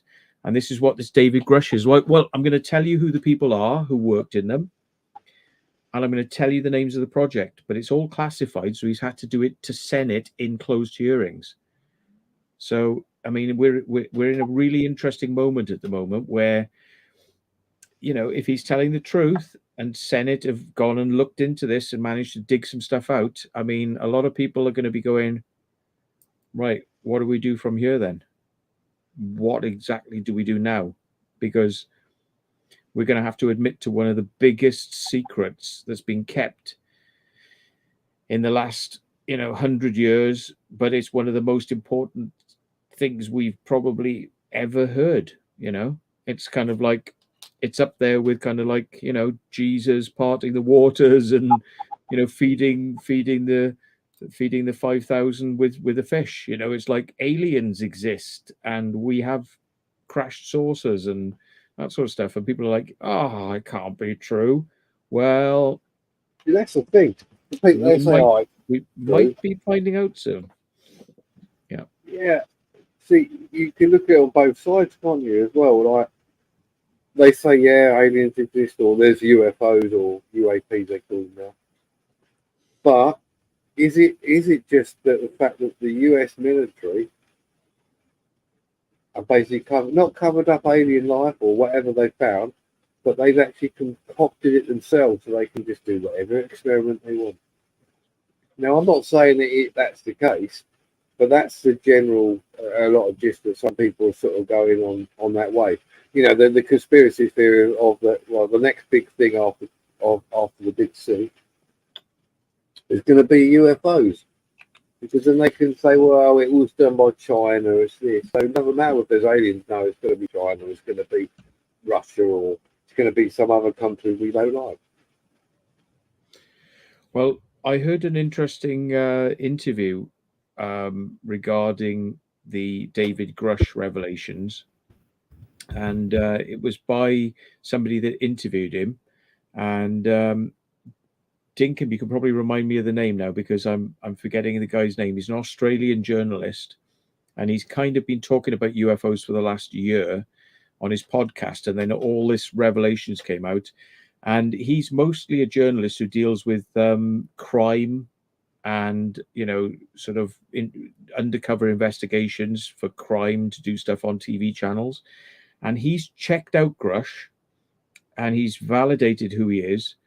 And he said, yeah, this guy is right up there, David Coulthard, that's the other one. Yeah, that's the one. And basically, they validated a lot of this stuff. There's some people who've got dodgy references, but most of the people they're speaking to and most of the people that behind the scenes, the names, are getting validated. So all it falls down to now is David Grush telling the truth? Or has he been fed a line of bullshit, by a number of people?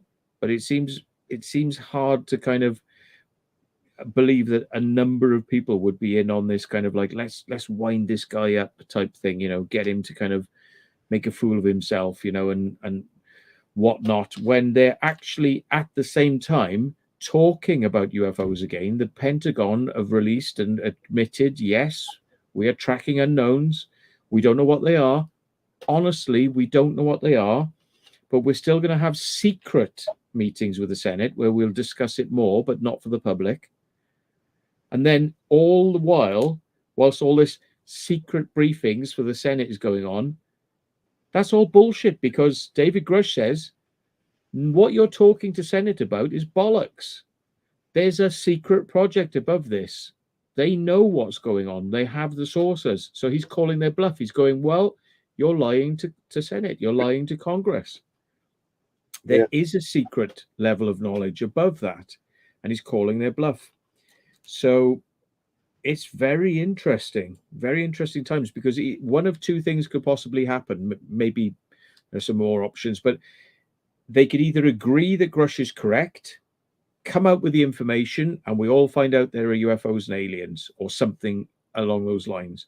Or they could try now to discredit David Grush, and they could say, no, oh, this explanation, so Grush was wrong. You know, they can come up with that. But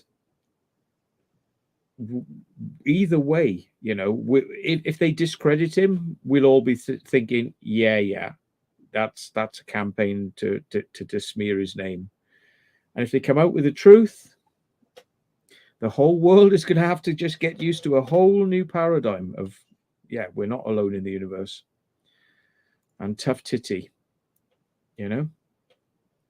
But I mean, you know, it's like if there is aliens, it doesn't really change much other than that we're not alone. Yeah. I don't shit about all this. It's what people go, oh, there can't be aliens because of religion. Well, no.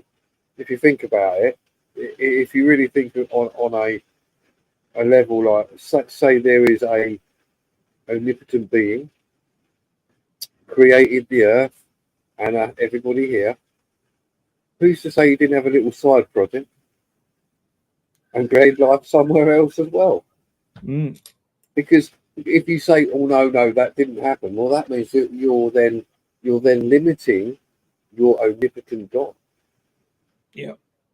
You know, so you know, it doesn't matter what religion you are, because all life is life. Doesn't matter where it comes from. Well, David Coulthard suggested something in a recent podcast interview, and I was trying to read between the lines, because he said, I know stuff that I've been told that I can't divulge, and the reason I can't divulge it is because it wouldn't be in the national interest for me to do it. You know, unless the government want to bring it out themselves, I can't say. But I've heard things that I can't publicize. However, some of the questions I've asked David Grush, so this is the interviewer asking the witness, you know, the whistleblower. He said, I've asked him, is it alien? And he said, we don't know. And he said, well, is it man-made? And he said, we don't know. And he said, well, what else could it be? And he said, it could be something else. Some words to that effect. It's like, well, it could be something else. Now, if it's not alien and it's not human, what else could it be? And I've been trying to rack my brain for like, well, what could it be? And I'm thinking like, could it be demons and the spiritual realm? Could it be interdimensional? Could it be, it's not alien because alien is biological. It's not human because human's biological. Maybe it's something from somewhere else that's neither. It might be AI computer intelligence from somewhere else. It might not even be like physical beings. It might be an artificial intelligence, you know, from somewhere else. So you just said angels, demons, interdimensional. I'd put that all in one, because if you're looking at the supernatural, for want of a better word, it probably is into a different dimension, because we can't. It's not been proven, as in everybody's gone 100%. Yeah, there's such a thing as spirits, ghosts, etc. But then, obviously, if you're looking at angels and demons, you're thinking, okay, well then you're on a supernatural plane, which is of a religious type of view, then, isn't it? Whether it is or not. So you're going to have to come back to a fundamental, as we know, fundamental of being interdimensional, because we know there's different dimensions. So there might be a dimension out there where humans exist like us, but they're different, and they might have developed more advanced technology than us, so they're way ahead, and maybe they're pushing through a dimensional barrier and popping into this dimension. So when you say, you know, is it humans or aliens, or is it something else? And he's like, well, we don't know, maybe it's something else. Well, maybe it's us from somewhere else. It's us in a different dimension with futuristic technology. You know, we're crossing over. It could be time travel. Maybe it's us in the future coming back. I was literally about to say that it could be, you could be talking of time travel there, because, well, they haven't proved it yet, right or wrongly, but I think it's possible. Yeah. So I mean, it's interesting because they're very keen to say they don't know it's aliens and they don't know it's humans, but there's this middle ground. I got this very distinct impression that there's this middle ground that they're saying it could be something else, but they don't want to say what. David Grush didn't want to say what the other could be, and that's where could be like it's not human, it's not supernatural, but okay, it could be another organism from this planet. Doesn't mean to say it's just human, human as in me and you, but you could have another intelligent form of life living on our planet. Under the seas. It could be like, could be like the abyss, could be undersea, could be Atlanteans, gone into, they live in mountains in big bases or something, it could be all sorts of shit. Atlanteans. I do jest, but that you never know. Fucking hell, that'd be a bit of a fucking mind fuck, wouldn't it? Yes, there's no aliens, but we found out the Atlanteans are still alive. Yeah. But no, under the sea is a really good logical place, because we was it like 2 or 3% we've explored. We've explored more of the moon and the solar system than we have the underneath in the sea. Who's to say what's down there, Yeah.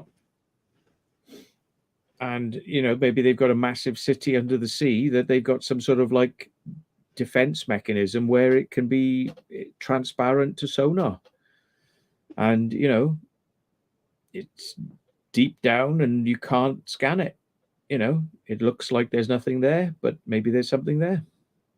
Have you ever seen or heard about those Russian divers who went, I think they're in Antarctica or somewhere they were, and they were diving, doing what they got to do, and they saw 3 not humanoid, but there were some creatures down there, and one of them fired at one of them, and it all went a bit wrong. But they swear blindly it was like underwater aliens. It's like some Russian. Very strange. Yeah. And these people were military. It wasn't like somebody going out for a dive and go, look what I saw. These guys were military, top brass military, doing what they got to do, and then they come across these things and shit themselves, basically. Yeah, a lot of people forget that there was a trip to Antarctica where a lot of prime ministers and presidents went down there, along with people from the Vatican, and they all went down to Antarctica to see something, but nobody knows what it was they went down to see. Were they going down to see a city, lost technology, a craft? What were they going down there for? It was never explained. But why did they all go down there? Bit suspicious. And then 2 or 3 years later, we've now got like, oh yeah, we need to tell people about the UFOs and the UAPs now, and we need to kind of like disclose something. It's sort of because people maybe people have been brought in, like actually this is kind of what may be going on. Why take people down to Antarctica? What are they going there to? To look at penguins? You know what I mean? Yeah, Antarctica's a strange place, though. I mean, there's a lot of conspiracy about Antarctica. You've got the Antarctica Treaty, and then you've got the flat Earth bullshit. Because it's not been explored, but obviously not every country in the world, but it's all split up in segments, isn't it? So you've got like certain parts of Antarctica are for certain nations. They all get together and have a bit of a row, a bit of a laugh. But it's not like certain countries. No one actually owns Antarctica. It's just parts of it. We have like sort of Antarctica had their own bases, didn't they, out there? Yeah.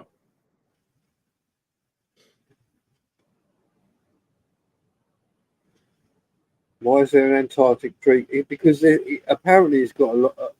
Correct me if I'm wrong. I can't remember fully, but it's got a lot of natural resources, and it's one of the only ecosystems which hasn't been destroyed by man, basically. So they did it a long time ago. There is a conspiracy saying that the Arctic Treaty was there because the Earth is flat, and that's where the end of the wall is, and you can't go over it, and all that bollocks. But without going into flat Earth, well, look at the science. The Earth's a globe. Done with it. I'm not going into it.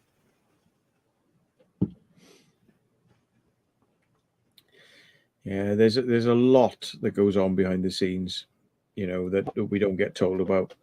Secret deals, secret handshakes. Isn't there a big was it a big like hole somewhere in Antarctica, and it's very magnetic as well, and people have flown over it or done whatever military stuff, and like strange shit happens if they go over there, and they're not allowed. Well, I know that you get problems with the magnetic field when you go down there because you're so close to the magnetic pole that your compass doesn't point north anymore. It'll kind of wander because you're so close to the pole. It doesn't really know which way to go. Yeah, got what's it? Antarctica is the South Pole, because the North Pole is in the middle of wherever, and it just moves. Both poles move to a certain extent all the time, don't they? Yeah. I mean, as you go around the globe, the magnetism changes. It's not constant all the way around the globe. Like some areas are stronger than others. So when you go in like South America, you look on your air map and it will tell you how to adjust your compass deviation because it might be stronger or weaker in that area. And then you might fly to the coastline and then it gets stronger again and you have to adjust that. Otherwise, you'll be flying in the wrong direction. So you have to constantly adjust all the way around. Now, it gets more awkward when you're flying directly towards the North Pole because not only is it adjusting, as you get closer to the North Pole, it gets weaker and weaker and weaker. You'd think it would be getting stronger. But the thing is, it wants to point your compass down because the pole is not like up then. So it's not pointing straight out. The pole, when you're flying over the North Pole, is underneath you. So your compass doesn't really know where to go. It wants to point down. So it gets weaker. And, adjusting your compass to fly over the North Pole, you have to kind of like wing it. You have to actually go, right, we're coming near the pole now. We have to fly without the compass because we can't use it. And when you get to the other side, it'll be off again. And then you have to adjust it for the off angle. It's, yeah. Oh dear, I started the flat Earth off. Oh, yeah. But there's no high wall in Antarctica because it's a globe. Okay. Yeah, it's the North Wall. For want of a better word, it's round. Okay. I'm not saying it's not actually round. It's actually egg-shaped because it goes in the middle. Yeah. It's all like Game of Thrones, mate. It's all like the North Wall, and beyond it, we got the walkers, or whatever they call them. What was it? The White Walkers. Oh yeah, of course. And then you've got Hollow Earth, and that's where Hitler resides at the moment with a dinosaur. Yeah. Yeah. That's where all the Atlanteans must have gone. Yeah. Middle Earth. Of course. Yeah.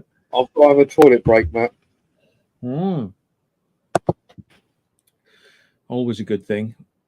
Toilet breaks are good. I'm loading up for a toilet break in a minute, but yeah. But there we are. The mysteries of what may or may not be going on. Yeah. Yeah. The Antarctic Treaty, yes. They made a treaty that they would not militarize it, and it would be for only exploration and scientific use. It wouldn't be for military use. But they've all kind of broken that rule many times over the years. You know, America likes signing up to agreements and then being the first one to drop out. Yeah. Antarctica, black octagon rooms with alien technology. Yeah. Oh, this, yeah. Look, it's like the guy's obviously flat Earth, so it's however you want to. But what I want to ask you is, how do you give me a map of the flat Earth? Because apparently flat earthers aren't able to give you a distinct map of the Earth. It's like some will go, oh, it's this. Others will go, no, there isn't one. And also, what about the filament? You say there's a filament. No. Who powers the filament? Oh, it's aliens. Oh, right. So you go, how do the aliens get in? You mean the firmament? Well, filament, whatever you want to call it. I mean, they make it up. Why can't I? Yeah.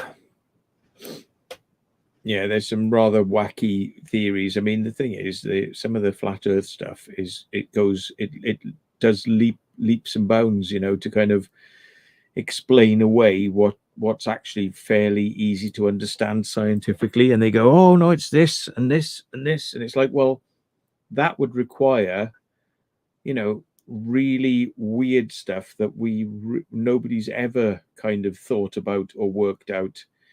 But you go in, yeah, believe in the kind of, you know, like you get up off the Earth and then you go into space, and then it becomes like, it's almost like the firmament is almost like sea again. It's like you're going through a solid mass up there. So it's like it's sea and land below, but it's sea in the sky. You know, it's like, yeah, well, that must mean there's a gravitational force down here. That means there's a gravitational force up there holding this watery firmament away from us. So who's providing the gravitational field up there then? You know, and it's like, then they kind of leapfrog and, you know, produce weird explanations for why everything's being held up there. You know, it's like, yeah, doesn't make a lot of sense to me. And Jeffrey, you know, forget your indoctrination. Well, it's not indoctrination. You can do scientific experiments which will completely blow what you're saying out of the water. And I know you're going to go, well, you know, what about when you look across the telescope, what do you want to do? And you can't, you know, you can still see right across. Well, no, the documentary that these flat earthers did, they disproved their own theory.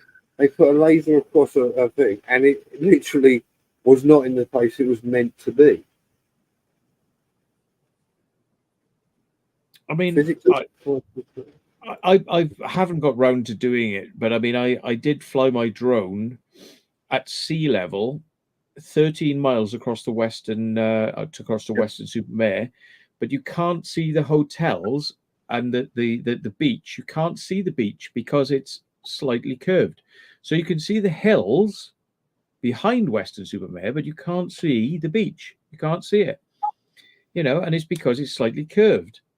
And if you take a drone up, so you literally, if I zoom in with a drone, all you can see is the hills. And then as you rise up, but it was very windy that day, so I couldn't risk doing it too much. But it was like I went all the way over to Barry to look back at Western Supermare, because as a child I remember that I always used to get my binoculars out and try and see Western Supermare.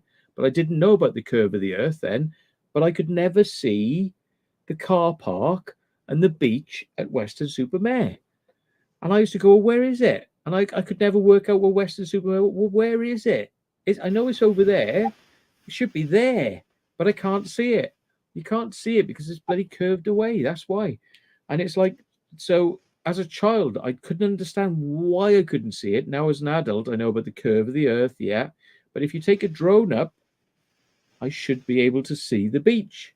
If I come back down to sea level, same camera pointing in exactly the same direction, you won't be able to see it because it curves away. And I've got footage, but it's crap. So I wanted to do it on a better day when I was able to see it better. But yeah, I mean, there is definitely a curve there, folks. Definitely. Yeah, there's no way there isn't. I mean, this is why when you look at it, if the flat earthers are right, you would see a ship going off into the distance, and it would stay there in the distance, and you'd still see it. But if you go 13 miles away with the ship, all you'll see is the masts of the ship. You won't see the body of the ship anymore. You'll see the masts. If it goes any further, the masts will disappear as well because it's going over, and you can't see. So, you get some weird effects on hot days. You get atmospheric reflections where you get like a heat haze, and it can actually make the ship look like it's out of the water flying in the sky, but that's a heat haze effect. That's like reflection, because air is like a liquid, and it reflects. So when you curve away, you get these lens reflections, and it's like having a pair of glasses on. It's a pair of convex glass, and it focuses to a point. But when you treat the sea is like a lens and air is like a lens, then it can actually bring things up, so things can float. And they've had cities. There was a famous footage of a city in China, and across the water, the city is in the air. But it's not really in the air. It's that the heat haze has done this reflection thing, and it pops up. And you get this mirages in the deserts. You've got the heat of the desert, and you have a rock in the distance or a hill in the distance, and the hill seems to float up, and it ends up looking like a saucer because the heat haze just distorts it, and it ends up looking like a saucer. So you have these mirages basically, but effectively on a cold day under good conditions, you won't be able to see a distant beach or a boat in the distance because it curves away. So you can't see it. And this is why ships disappear off the horizon. They don't disappear so small you can't see them. You can still see them with binoculars or a telescope. You can still see them, but they just get shorter and shorter and shorter until they disappear over the horizon. It's the same with like the sun. Like you have day and night. Well, on a flat Earth, that wouldn't happen because they say the sun spins around this flat Earth. Well, that means there's no daylight. I'm sorry, no night time. But then they go, oh, it goes out of view. Well, it goes that far out that there's no light. Yeah. No, if it was up there and it moved a long way away, you'd still get a long shadow. It's like, you'd still get a long. Have light. It's a fact it goes out of the view, so you can't, because it's gone around the other side of the Earth, so you don't see it. And what happens when the sun is in above you in the sky in the daytime? It's this big. As it gets closer to the horizon, the heat haze and the air, which is like a liquid, refracts it, and it gets bigger. So as the sun comes down, it gets bigger and bigger as it goes to the horizon before it disappears. It gets bigger. So what are these flat earthers saying then? Right, some alien technology or some Illuminati have got a big sphere of heat in the sky, and they propel it around with thrusters. Thrusters. But yeah. They're blowing, they're pushing this earth around every day, like, on thrusters. Yeah, right. Yeah, it doesn't. You can't. It doesn't. They can't agree on a map in itself. You could easily discredit it straight away, but it's like, no, we can do this. And then you start giving into it, they go, no, not talking to you, no. Great. Anyway, yeah. So we've done flat Earth now. We've debunked that. Fuck off. But yeah. And all these stars are up there, and all the constellations that are moving around. What? They're all just fucking light bulbs, are they? In some sort of fucking big cosmic stage that's up there, like, you know. And they got these engineers who are walking around, like pushing these fucking big light bulbs around and moving them about, you know, changing their positions. How does it work that everything else is around? If the Earth is flat, right? How does it work out that everything else, such as the sun and the moon and any other celestial object, is round or of a cylindrical shape? Yeah, funny that. Yeah, that's funny, isn't it? And the tides, you know, the way the tides work when the moon comes in across the sky, gravitationally, all the tides move towards it. But when it's around that's when they go, well, gravity isn't real. Well, yeah, it is. I can prove gravity this minute. Look, I could prove gravity. Look, here we go. Look. Oh, hang on. I've dropped it. Oh, see? Done. When the moon goes around the backside of the planet, all the seas pull towards the moon that's around the backside of the planet, and this is why we get tides. You know, we get tides because of the pull of the moon. You know, and then, you know, how do they explain that then? Is it's like somebody's turning gravity up and down on a big switch. He's got like a big lever and he goes, right, turn gravity down now so we can have the tides.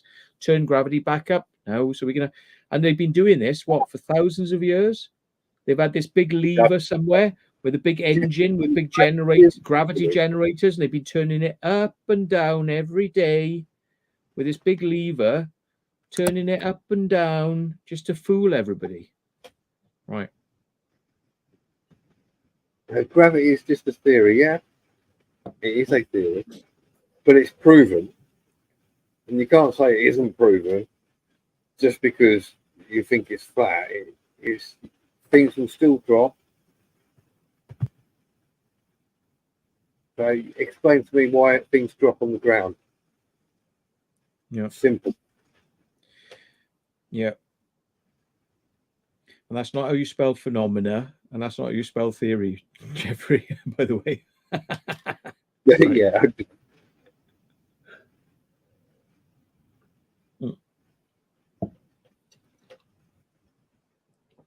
Yeah. Theories are not facts. But also, flat Earth is not a fact. It's a theory. So, yeah.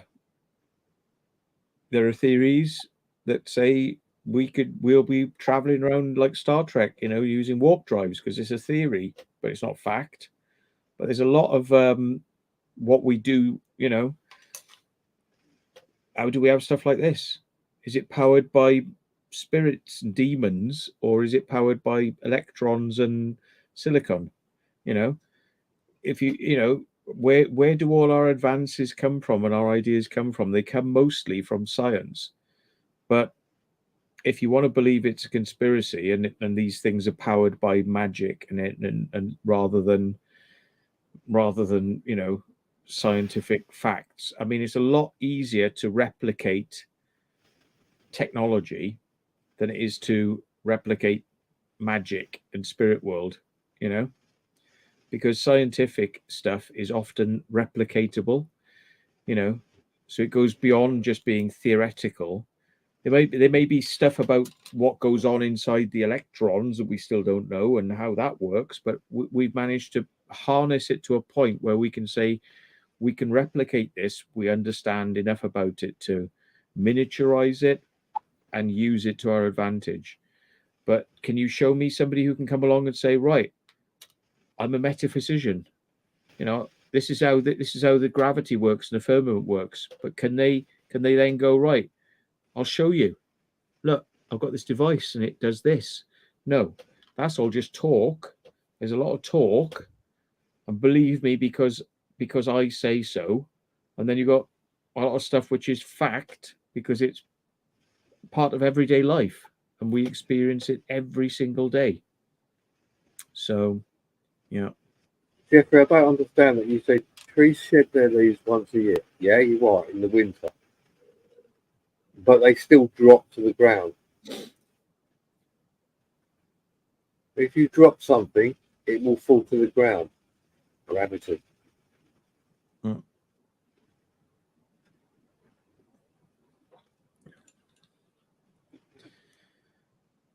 Right, I got to go to the loo. Go for it. It's getting to that sort of time as well a bit, but yeah. Yeah, it is, but I've still got my beer going, so.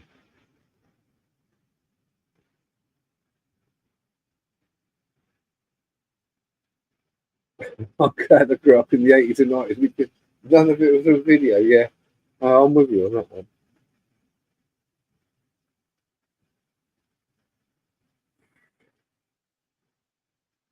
Well, we've covered quite a few topics. That's all right, then.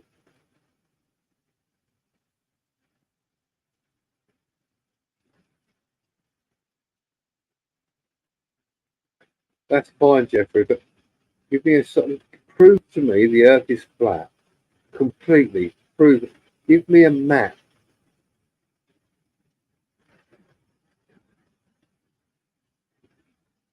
A map that all the flat earthers agree with. Or you can't, can you?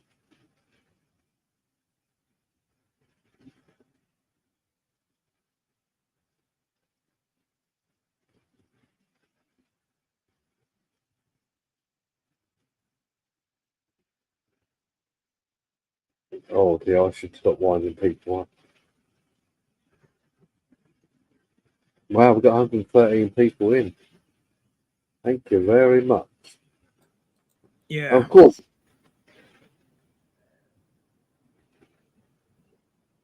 Any more topics? No, I don't know. We'll just talk more bollocks for a while, shall we? I mean, a lot of physics is theoretical because, I mean, you're talking like 20 years ago, they thought that there was just like neutrons and protons. Now they know that there's quarks, and they've said, oh, they thought there were 4. Now they think there's 8. And then there's the Higgs boson, which is neither of them. They're not even part of that. There's something different. So what makes up those? And the more you drill into it and find out what's there, the more you'll find out that's made up of something else underneath it as again. And it's like you go deeper and deeper and deeper. So, the reason that maybe they don't understand gravity and they can't work it out is because there's things that are just beyond even today's understanding of physics. And we are grappling with very hard to understand things. But what you can't do is you can't go, oh, well, it's just magic, so we don't need to ask any questions. It's just magic. It's just the Illuminati. It's just a conspiracy, because it's like, that's not an answer, is it? That's like just adding more mystery to mystery. I mean, science is working its way through slowly to try and kind of get answers. And yes, I believe in the spirit world, but I believe that these things are beyond anywhere that physics has got to right now. There are things that are there that are way beyond what physics and science is still able to kind of ascertain. And I think they even know themselves. They're starting to get close to the areas of what they call like spooky stuff. They actually call it like spooky. There are things that happen in physics that they can't grasp. And what about the quantum world? Where you can literally reach out into the quantum world, and suddenly time and space are mutable, because a quantum particle can exist here and on the other side of the galaxy, and if you tweak this one, that one responds, but at the other end of the galaxy. Now, well, how can that be possible? Because that's instantaneous communication across vast distance, but the speed of light says that you can only send information or anything at the speed of light, which means it's going to take billions of years to get to the other side of the galaxy. Yeah. So therefore, how come if you tweak this one, that one responds immediately? Well, there's something that works beyond time and space. but they don't know what that is. They know it's there, but they don't know what it is. And the thing is, those sorts of quantum questions and quantum realities could lead to multiple dimensions, infinite possibilities of, people and dimensions, so that anything could be possible in these other dimensions. They think it could be infinite. So there's a version of me that is maybe, like the president in one of these dimensions. And there's a version of me that died years ago.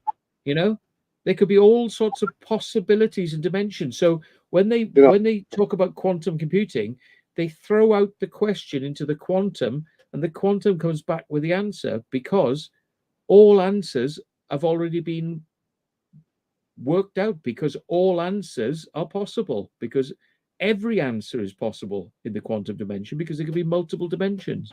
So it's the observer effect, isn't it? Yeah. The observer effect. So it's the act of, like, if you look at a particle, if it's not observed, it'll do one thing. When it is observed, it'll do something completely different. Something completely different, yeah. You prove that happens. And what does that mean? That if you observe a particle, that you change the outcome? Well, does that mean that it can exist simultaneously in two different states, which is two different states, but observing it changes the state? Mm-hmm. So therefore, you can never get a true answer of what its state is. But quantum computing is trying to say, well, no, we can kind of determine what its state's going to be, but it opens up possibilities of, maybe there are spooky dimensions, maybe there are spirit worlds, maybe there's a dimension where dragons exist, maybe, because it's all infinitely possible. So, I think this is what frightens scientists. It's like the more they learn about what they don't know and about what the massive possibilities are, the more they start going like, oh shit. Because it starts to think like, well, maybe there are spirit worlds, and maybe there are dimensions of, evil demons and other alternate personas of myself. They kind of like, they exist. These things exist out there. Maybe it's all there, and they don't like talking about that.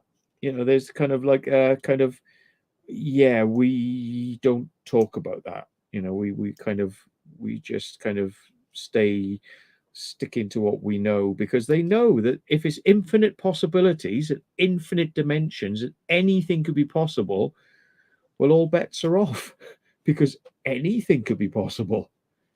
Yeah, Jeffrey, like, I understand what you're saying, but no one's ever said they know exactly everything. And someone else said Schrodinger's cat was maybe laugh earlier, because the cat's obviously dead. But you look at it, it's still alive, or vice versa. Depends on the quantum state it's in at the time.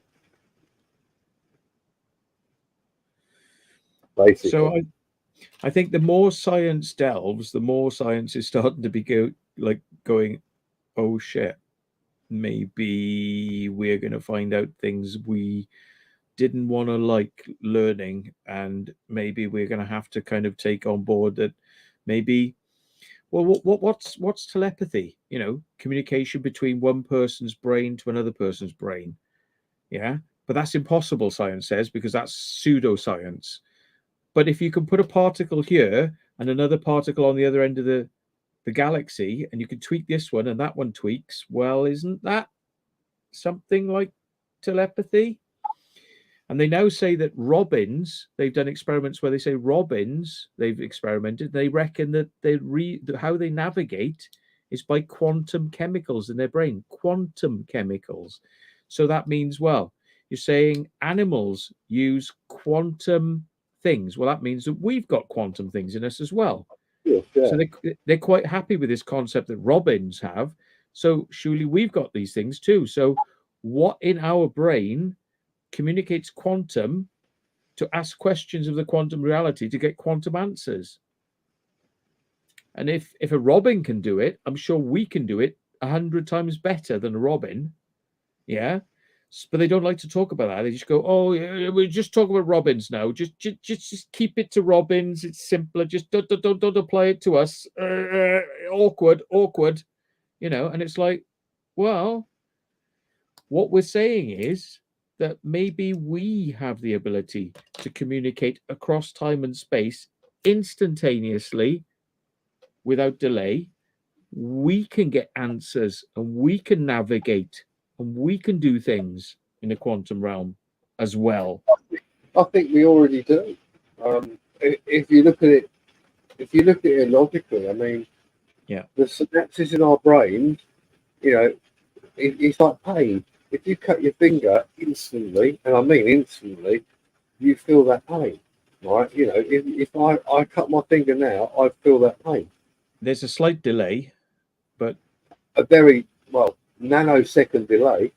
But then you can cut your finger and not know about it. But as soon as you see it, your brain goes, "Oh, I hurt myself."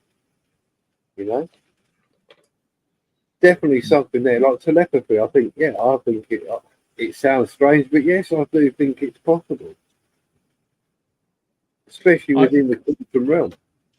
I've had plenty of evidence of telepathic things going on where, like I was under antibiotics once, and I had 3 days in a trot where I woke up in a weird dream from the antibiotics, and I had somebody's face like in my mind when I woke up from the dream, and then the phone went, and it was that person was on the phone that I was just dreaming about. 3 days on a trot. Yeah. And I mean, I've had other experiences. I could go into them. I could bore you with them now, but I've talked about them before. But I totally believe in telepathy. And I mean, making crop circles and me going out and doing the design that somebody else is meditating on, but we don't know that. And we go out and do the design they're asking for. Telepathy totally exists. We're all connected to something a lot bigger than we understand. We're all tapped into this broadband that's been with us for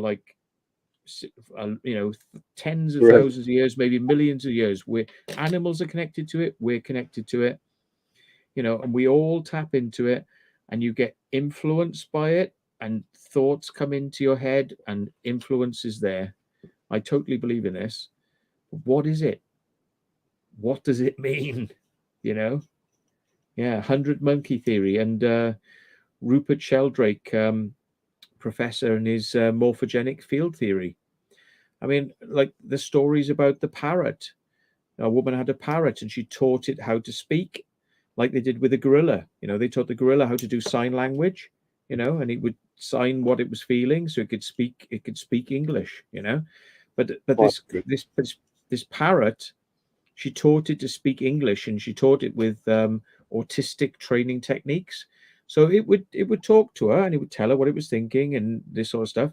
But what was weird was she would go to bed, she'd wake up in the morning, the parrot would tell her what she was dreaming. And that was weird. That was a weird one. 100 monkeys? Is that the one? Is that the one with, like, if you get 100 monkeys and you give them a typewriter, eventually someone will write Shakespeare? Well, no. That's like infinite possibility theory. 100th monkey is the if you get monkeys living on an island, they're living on an island. They're not connected to land, and obviously monkeys don't talk English, so how are they going to find out what's going on the mainland? But if you teach the monkeys on the island a new trick, suddenly on the mainland, monkeys start to be observed behavior-wise doing the same trick. Yeah. So it's like animals, like birds of a feather flock together and all this sort of stuff. They all kind of gravitate, and people say, oh, it's smell. Maybe it's more than smell. Maybe it's quantum communication. Animals know how to navigate, how to find each other, how to find food. Maybe they're not using the five senses. Maybe they're using the sixth sense, And so you're saying, yeah, I get what you're saying. I've just read what it actually is as well. But that's in human nature as well, because you can get stuff like mass hysteria and all that. So if one person starts exhibiting some type of phenomenon and other people observe it, and something, you will take that trait, and you do see that within people as well. So you will have one person with a trait, and through the generations, that trait will still be there, although minimal, and sometimes it's been incorporated. You'll see that as well. Yeah, that's proper. Yeah. And I mean, people do it too. You know, we have this sense whereby people will sometimes, you know, send out a message in their head, and then somebody will pick it up, and then they'll make a phone call and they go, "Oh, I was thinking about you, so I thought I'd just ring you." And it's like, "Oh yeah, that's weird because I was thinking about you," you know. And it's like these ideas go out there, and people say, you know, the skeptics would say, "Oh, that's just coincidence," and this sort of stuff. But it's like, you know, random number generators. They've done experiments with random number generators where they've said, if people will all think that they want to change the number on this random number generator, think about it, prayer power, thought power, you know, and statistically it moves. Yeah. It moves, you know. So there is something to the power of thought. Will, intention, the power of thought, it works, you know. And I think that's got to be quantum as well. If you look at it logically, scientifically, it's got to be a quantum thing. Yeah. And to be perfectly honest, I think this is why we are constantly brought into wars and strife and fear by those that rule us, because they want to keep our brains in a confused state, because they don't want people learning and becoming aware that they're more, you know, they're more sensitive to other dimensions, realities, and that they can take control of their lives.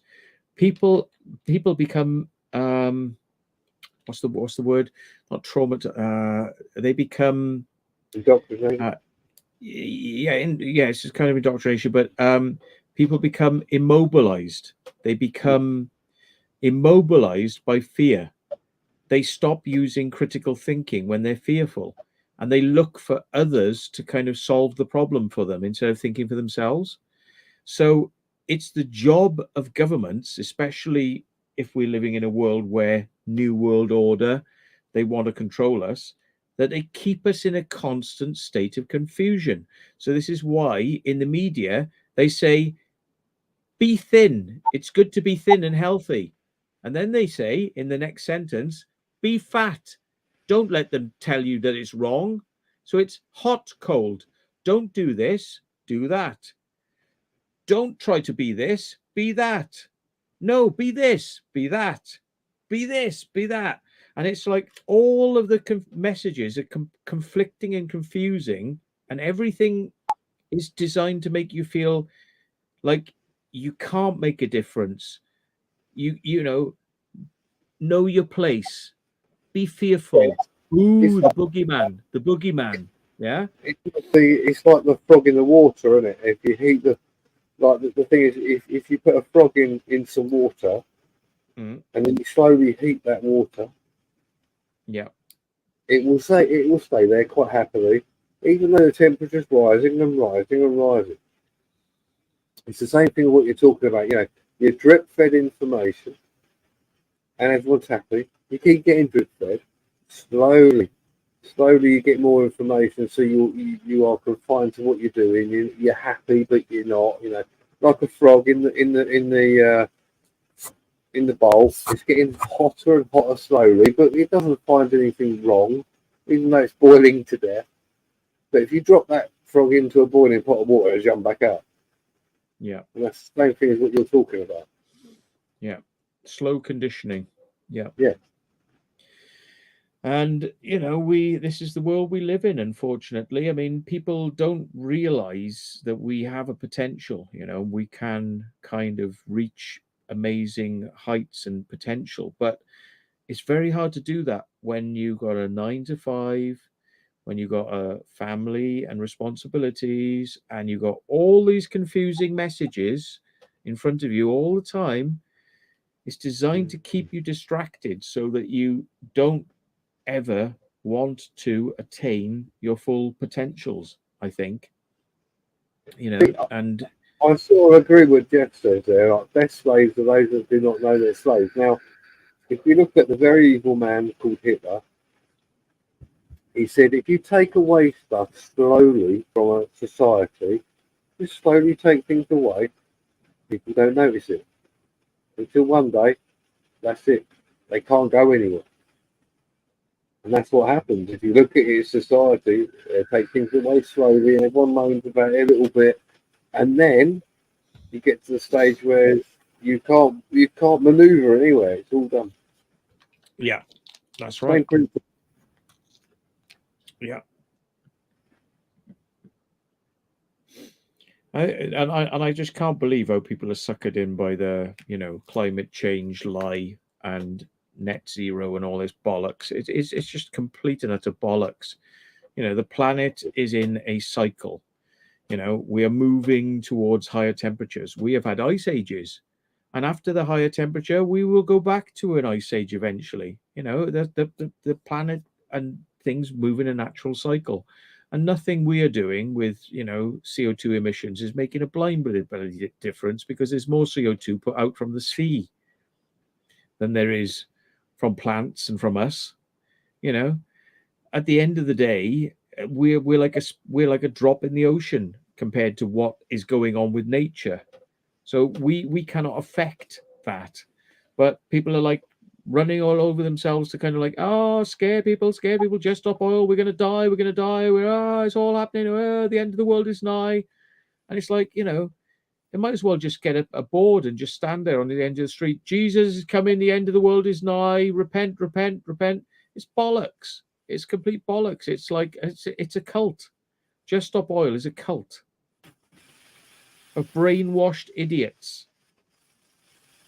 Yeah. Just like flat earthers, you know, lump them in the same thing.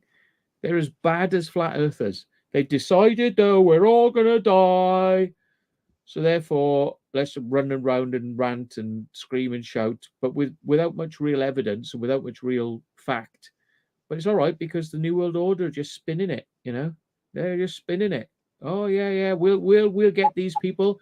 We'll take every penny off them, and we'll take every single privilege and item of life and, you know, freedom off them, and they'll thank us because we're saving them. And it's like, how foolish can you be, folks? How foolish can you be to buy into that bullshit? On that note, we've been going 2.5 hours. I'm going to go to bed. Okay, I could do with that as well. So it's been lovely to see all of you. Thank you very much. 106 people in here. So thanks very much. Thanks for all the donations. If Thank you you. haven't bought a Urbageddon, go and buy one now, because otherwise I will cry. Otherwise, he'll give them away for free, you bastards. Oh, no. No. Yeah. I'll do some more live streams before then. And if you're Alex, by the way, don't bother coming, because you can make all the threats you want, but at the door you'll be turned away by security, and we'll see how big your balls are. So if you want to be like filmed being a dick, getting kicked out by security and taken away by police, I'm more than happy to film your stupidity, but don't bother.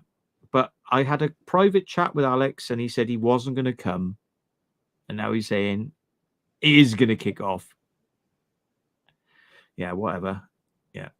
Seriously, mate, don't waste your fucking time and money. You got better things you could be doing with your time and money than dicking around trying to get yourself in trouble. So, anyway, that's it. Exactly. Olifab summed it up. He said, "Who's Alex?" Exactly. Who's the fuck is Alex? Exactly. Yeah, there we are. But he seems to think that he's very important. Say goodbye, Matt. Off we go. Yeah. Bye. See ya.